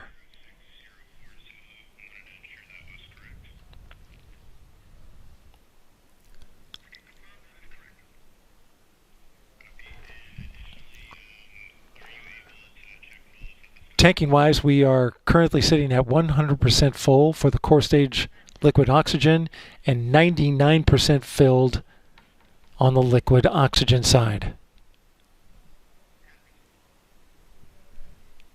T-minus 4 hours, 58 minutes until liftoff. L-minus 5 hours, 28 minutes until liftoff. This is Artemis Launch Control.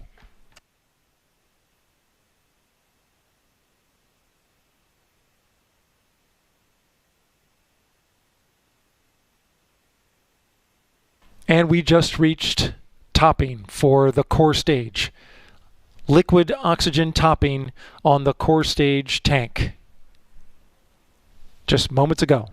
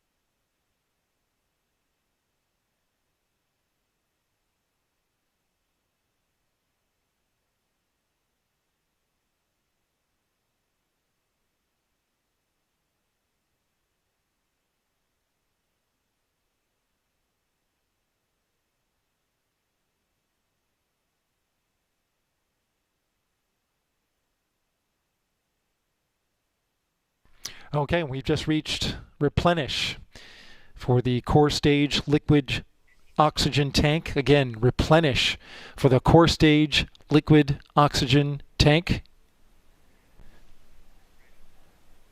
A major milestone reached this evening, as now both tanks of the core stage have been filled. Both are in replenish. Both are boiling propellants and thus venting off the gas that results, as you can see there on the left side of your picture, as the liquid oxygen side vents off that super cold oxygen gas that then condenses the water in the atmosphere and creates that vapor plume. And now we have just started upper stage loading operations, shifting now to tanking the upper stage of the rocket, the interim cryogenic propulsion stage. It too has a liquid oxygen tank and a liquid hydrogen tank, much smaller though. LH2 chill down now in work for the upper stage of the rocket, which holds 10,000 pounds of liquid hydrogen. On the liquid oxygen side, there are 53,000 pounds of capacity.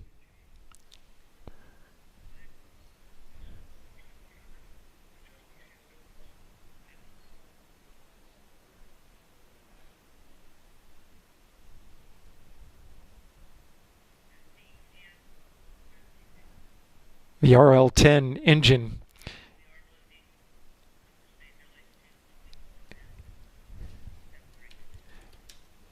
Okay, we are now loading LH2 in the upper stage. Again, LH2 loading in the upper stage, that's liquid hydrogen. Listening to the team on their communications channels.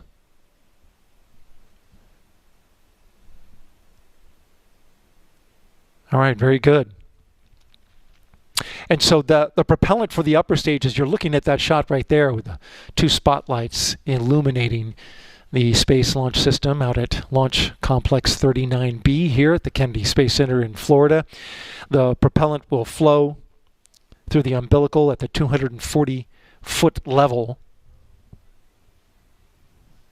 just below the one that you see to the left in the foreground. It's in the background there. And so now we are tanking the upper stage.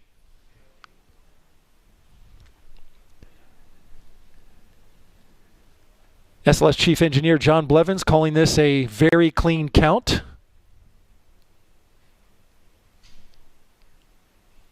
So far. We're headed to a liftoff time of 1:04 a.m. Eastern Time on the 16th. We have a 2-hour window. Hopefully we won't need it.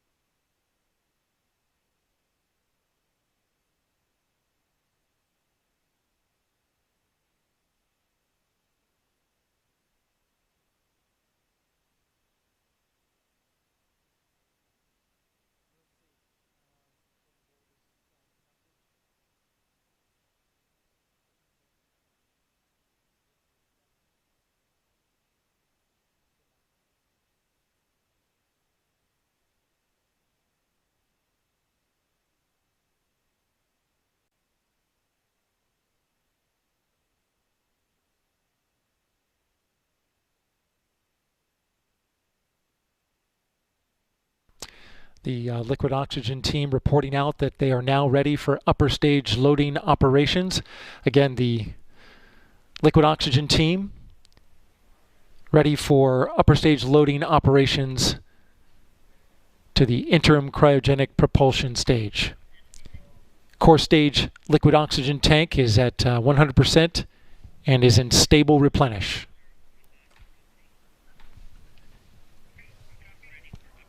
It took roughly about 4 hours and 23 minutes to tank the core stage from the moment the go was given by the launch director at 3:22 p.m. Eastern Time. Charlie Blackwell Thompson, Artemis launch director, gave the go. And now loading of the upper stage is underway.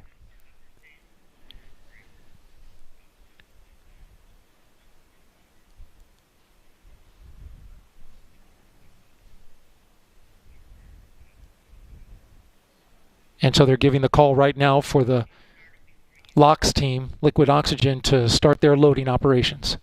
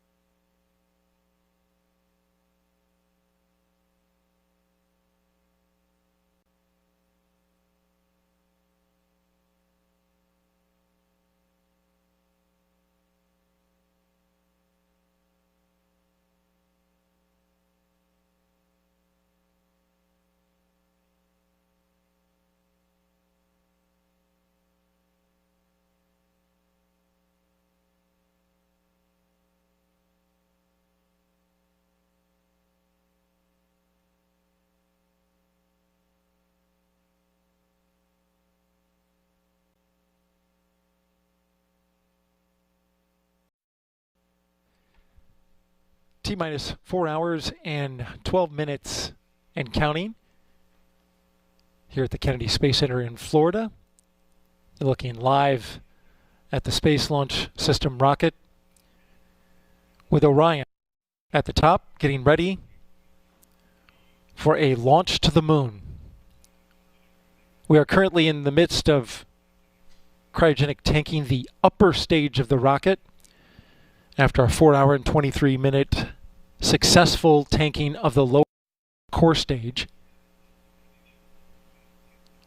Currently, both liquid oxygen and liquid hydrogen on the upper stage are in fast fill, which is a great milestone.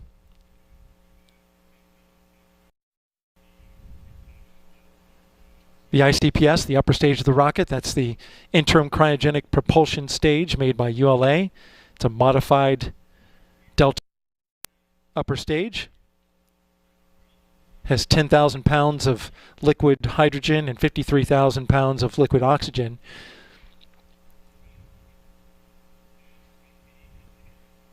The liquid oxygen team reporting out that they'd like to pick up the pace a little bit on their side of the upper stage. So far, we've had a pretty clean count.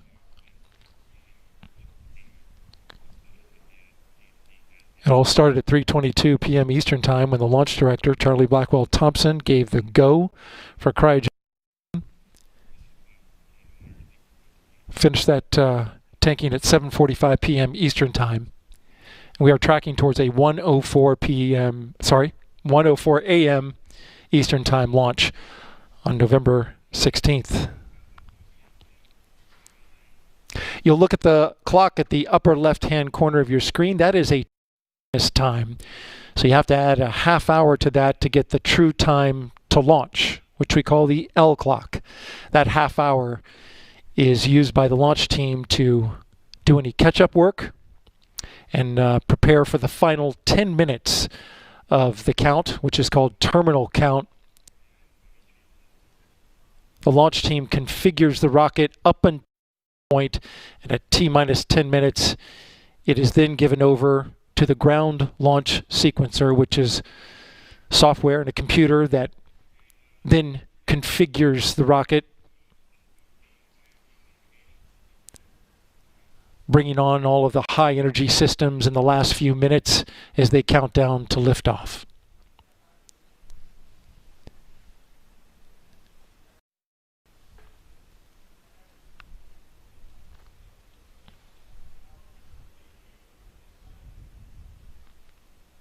You're looking at the lower portion of the rocket and the midsection of the rocket. You can see the venting happening as the liquid oxygen is now venting from the ICPS. The ICPS has multiple liquid oxygen vents, so you can see them in two locations.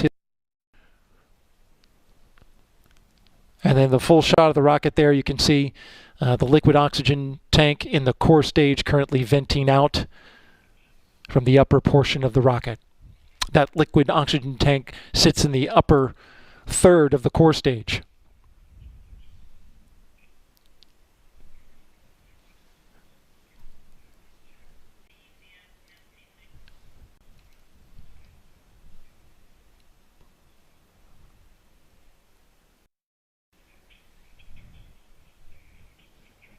Throughout the evening, we've been telling you a little bit more about the Artemis mission. The primary objective of the Artemis I mission and this launch tonight is to send the Orion spacecraft around the moon and then test its ability to return from lunar orbit and endure the extreme heat of re-entry. Interagency team, including the United States Navy and Air Force, along with NASA engineers and technicians, will begin preparations for Orion's return home. During the journey home, Orion will maintain the desired tail-to-sun attitude to optimize spacecraft cooling and maximize power production in the deep space environment. Another week passes as Orion coasts towards Earth. The European service module separates behind Orion and is jettisoned. Following separation, engines on the back shell of Orion will ensure the spacecraft is properly oriented as it travels in the direction of entry interface at an altitude of 400,000 feet.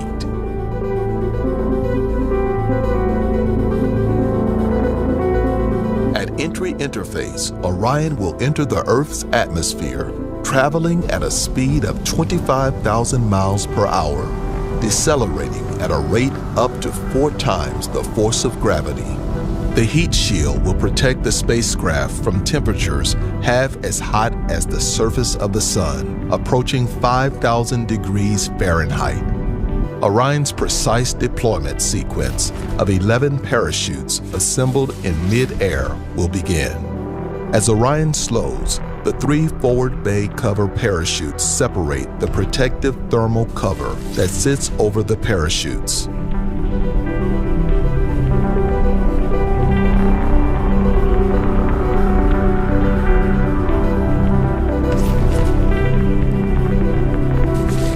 Two drogues used to slow and stabilize the crew module during descent cut free, and 3 pilot chutes are deployed, used to lift and deploy the 3 main parachutes. At 9,000 feet in altitude and a speed of 130 miles per hour, the 3 main parachutes, 116 feet in diameter, will slow the crew module to a safe landing speed of less than 20 miles per hour. After a 4 to 6 week long mission, and after traveling more than 1.3 million miles, Orion will target a landing 16 minutes after entering Earth's atmosphere. Following splashdown, Orion will remain powered for operations and recovery teams to conduct inspections. Orion will then be pulled into the ship and secured for its return to Kennedy Space Center. We are going together and invite you to follow along at www.nasa.gov/Artemis-1.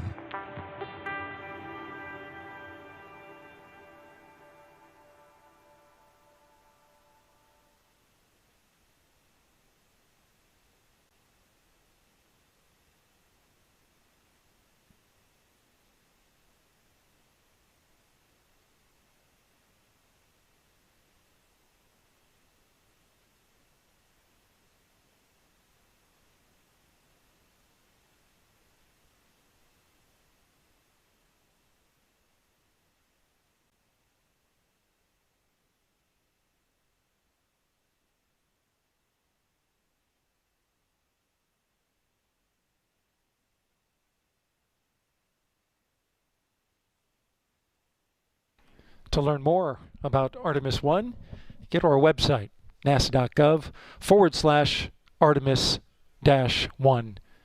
Again, nasa.gov/Artemis-1. This is Artemis Launch Control.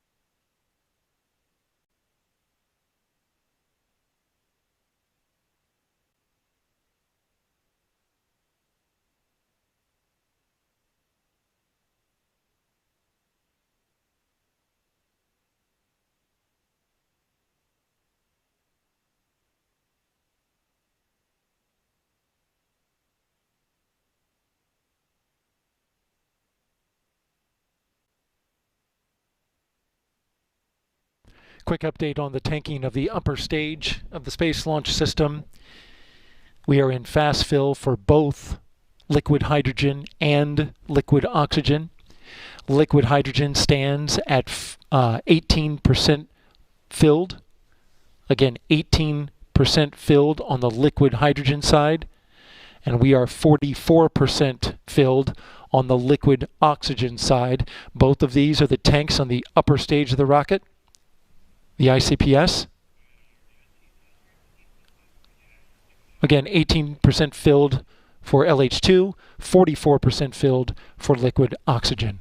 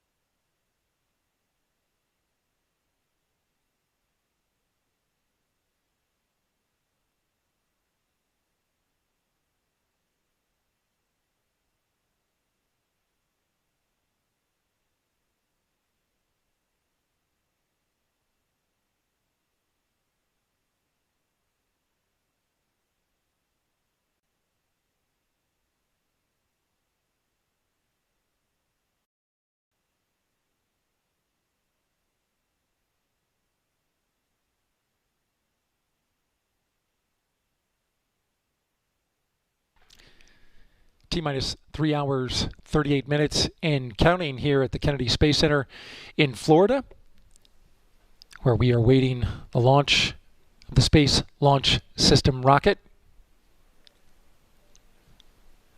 Currently on the pad, you're looking at venting from the upper stage of the SLS as we are in fast fill for both the liquid oxygen and liquid hydrogen. Just got a weather update to the launch director, Charlie Blackwell Thompson. 45th Weather Officer, Launch Weather Officer Melody Lovin, giving some good news, saying that the trend of the weather is our friend. Some thicker clouds are moving into the area over the launch pad, but it was only just one thick cloud in the area, would have violated flight through precipitation rule, but it is now thinning out, and that was the only one they're tracking, not within the launch area. And so because the clouds are starting to thin over the launch complex, we are back to 90% go for launch. Again, we are back to 90% go for launch weather. Only concerns that the LWO is tracking at this moment is the thick cloud rule and the cumulus cloud rule. You don't see it in the shot. It is nighttime, but early in the evening we did have some cloud cover over the area. But conditions are calm enough for the LWO to bump up the go for weather to 90%. Great news there. Launch director has asked for another update in just about an hour on the weather.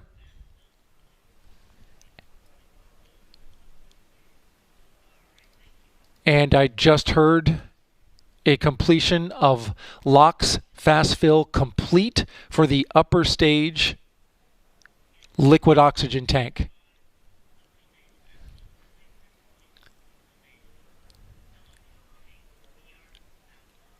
And now they are proceeding with an LO2 tank valve test.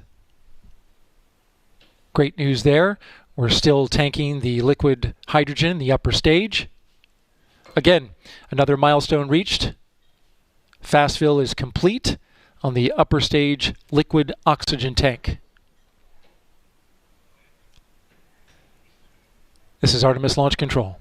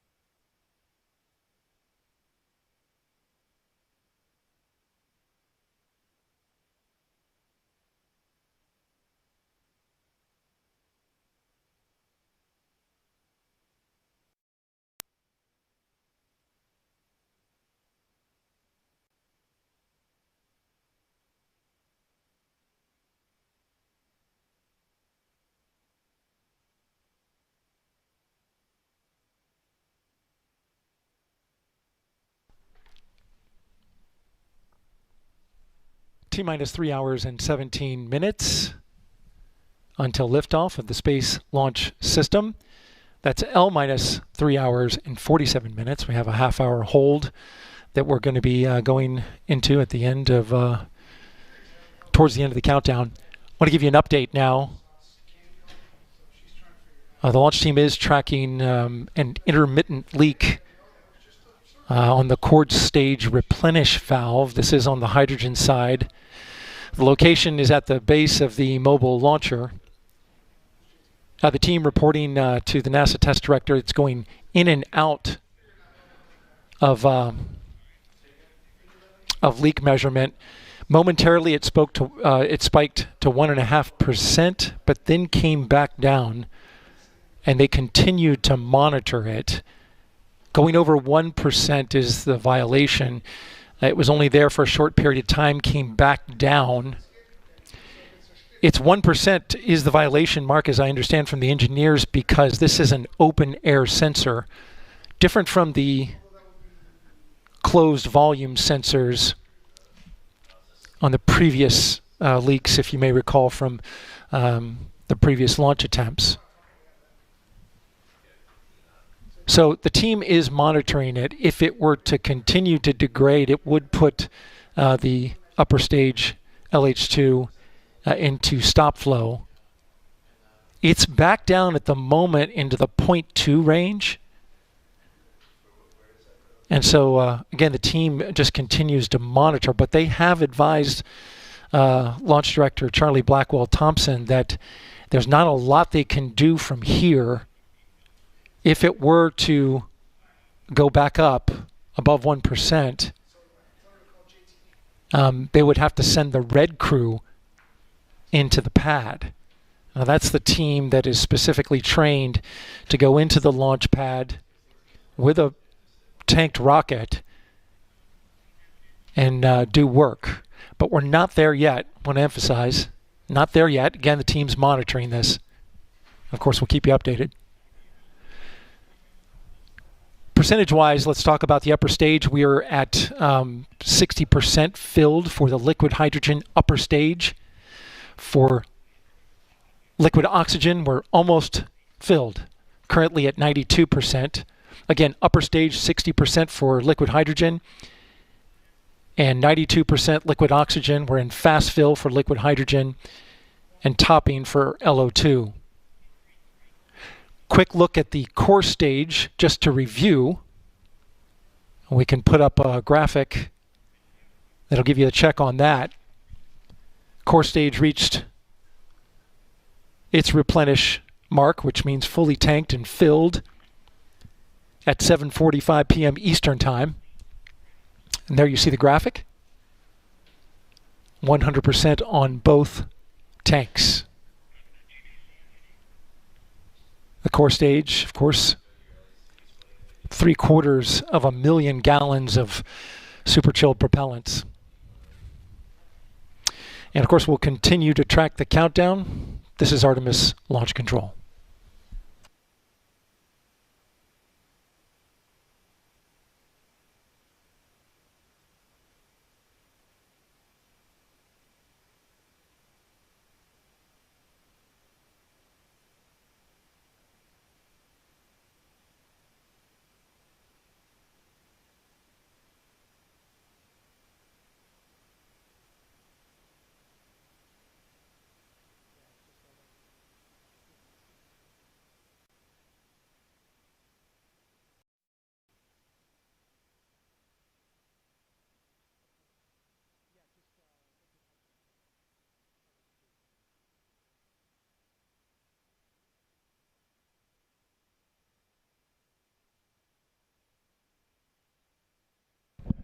Quick update, we are now in stop flow for the liquid hydrogen core stage. Again, we are in stop flow for liquid hydrogen core stage due to an intermittent leak on the replenish valve.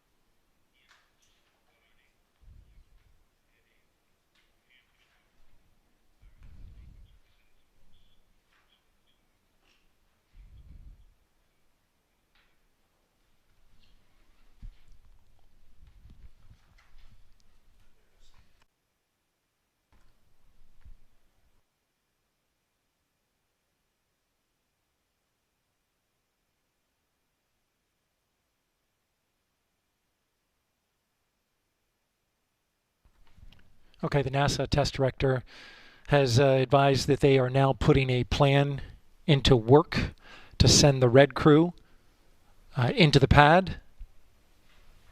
Again, the NASA test director putting together a plan to send the red crew into Launch Complex 39B and the mobile launcher area. Discussion is about an intermittent leak on the upper stage.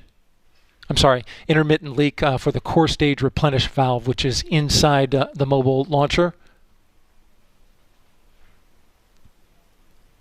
Now it's in the planning stages, so they are not going out there yet.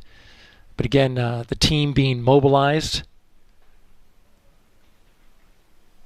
The red crew operates out of a building about 4 miles away from the launch pad.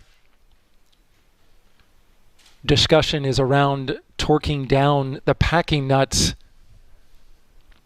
at the base of the ML. The leak has increased.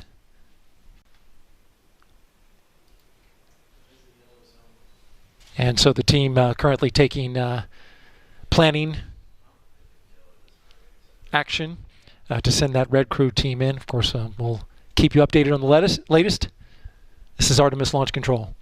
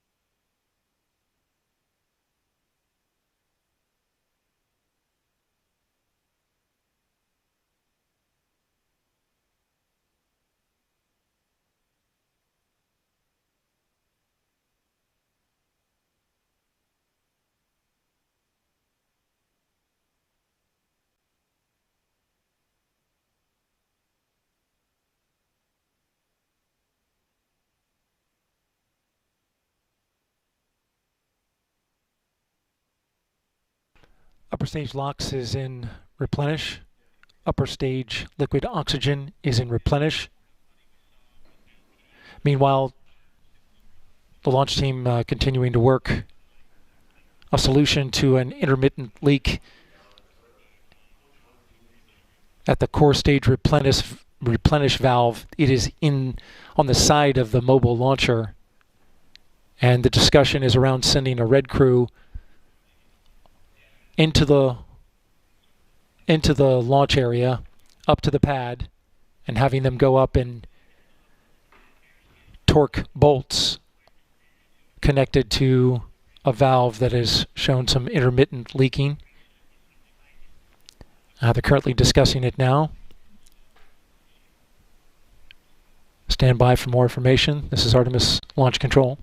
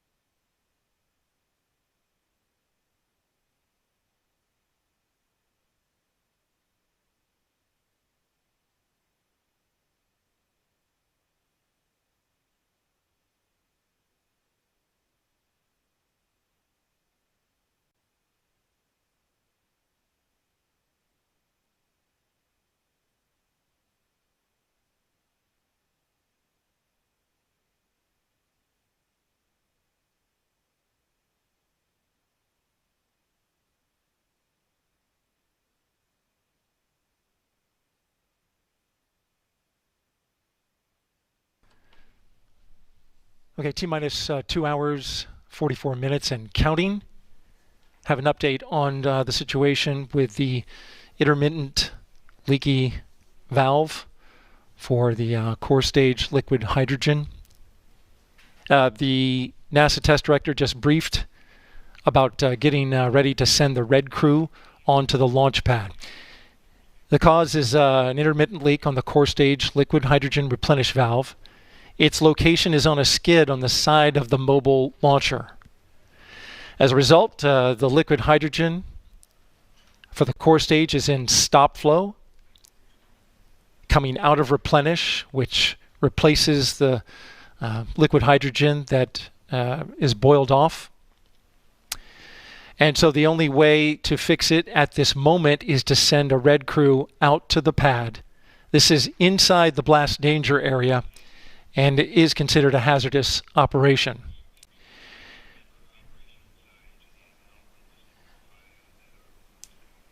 Here's the plan. The launch team is going to send 2 technicians with a safety lead to compartment AB12. That's on the side of the mobile launcher to torque packing nuts to resolve the intermittent leak. The techs will take 2 vehicles, drive up the pad surface. They'll exit their vehicles, go up the stairs to the 0 deck, then downstairs to the location where the valve is, and then torque the packing nuts. The red crew says it should take them about 15 minutes to do. Then they would return to their vehicles from the route that they came in on.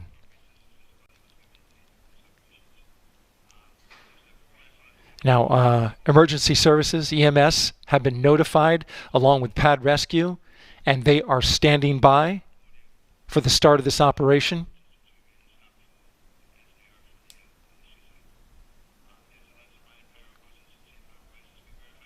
And right now, the NASA test director is briefing the launch team on the procedures.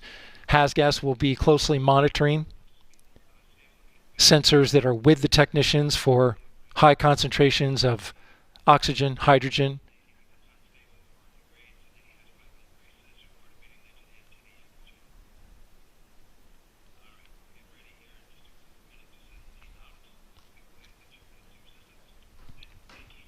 And so there is a high degree of focus by the teams, especially the safety team, hazardous operations, currently getting ready to be underway in just a few minutes. Again, intermittent leak on the core stage liquid hydrogen replenish valve. It's on a skid on the side of the mobile launcher. The red crew team has been mobilized. The plan to torque down bolts inside the ML where the valve is has been briefed to the launch director. It's been signed off on, and we're awaiting the departure of the red crew team out to the launch pad. Stand by for more updates. This is Artemis Launch Control.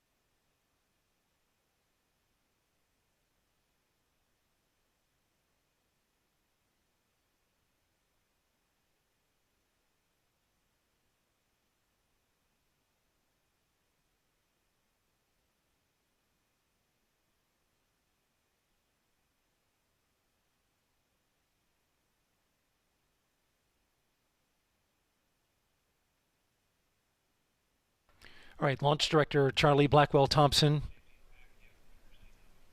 just gave the go for the Red Crew team to enter Launch Complex 39B that you see there on your screen to work a issue with a leaky replenish valve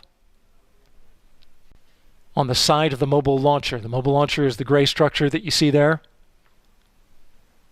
The Red Crew team is a highly trained group of individuals, 2 technicians and 1 safety lead that will be making entry into the pad to tighten down bolts, the packing bolts on the valve. It is a straightforward job as described to me by the launch team. Once they're at the valve location, the Red Crew has advised it should take about 15 minutes to do the work. So they should be in and out of there relatively quickly. There's no troubleshooting to be done. They have a specific task that they're going to go in there and perform. And then they'll depart the pad. It is a hazardous operation inside the blast danger area. And the launch team will be tracking their every movement. EMS is standing by, along with pad rescue.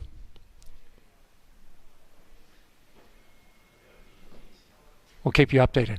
This is Artemis Launch Control.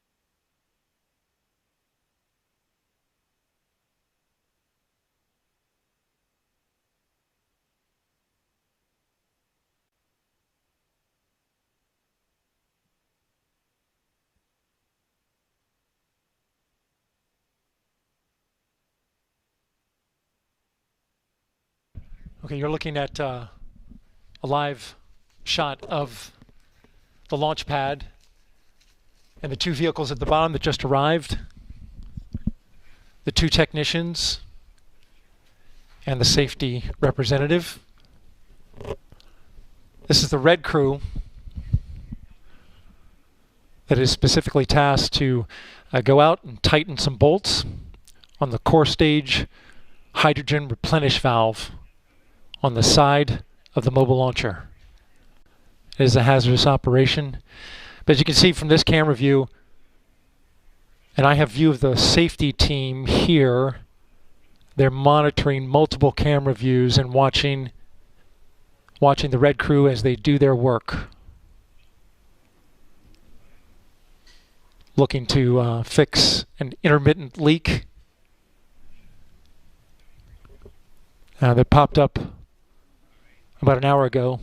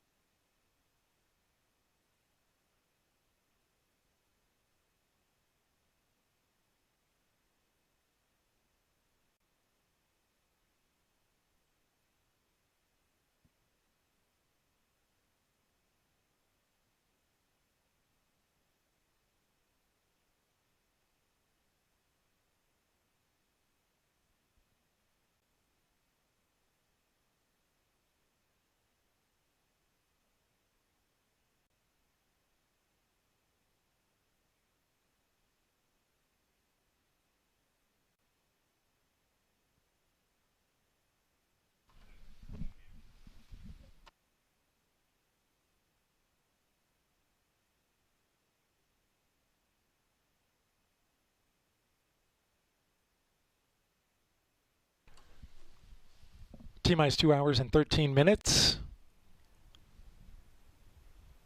We are tracking the red crew, 2 technicians and a safety representative that have made entry to the launch pad and are currently inside the compartment where the leaky replenish valve is. Again, the red crew, which is a specially trained crew to work in and around a fully tanked rocket, is inside the compartment area where the leaky replenish valve is. It's on the liquid hydrogen side. Their job is to torque down the bolts, the packing nuts on this particular valve, and that is, as I understand it from the launch team, currently in work. The safety team is watching on cameras that are in and around the launch pad. This is not a totally uncommon operation. The red crew, there's a number of individuals who stand by ready to do work on the red crew, who are specifically trained in their areas of expertise when they have to put hands on at the launch pad after or during tanking.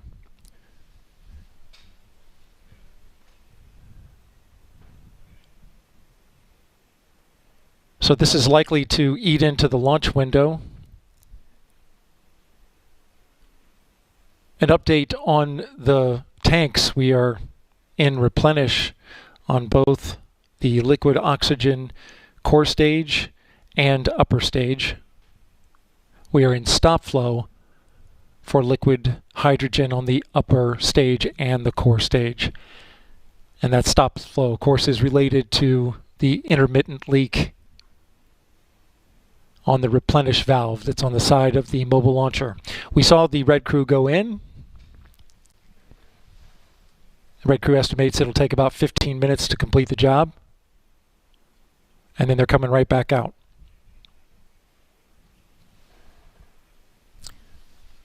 This is Artemis Launch Control.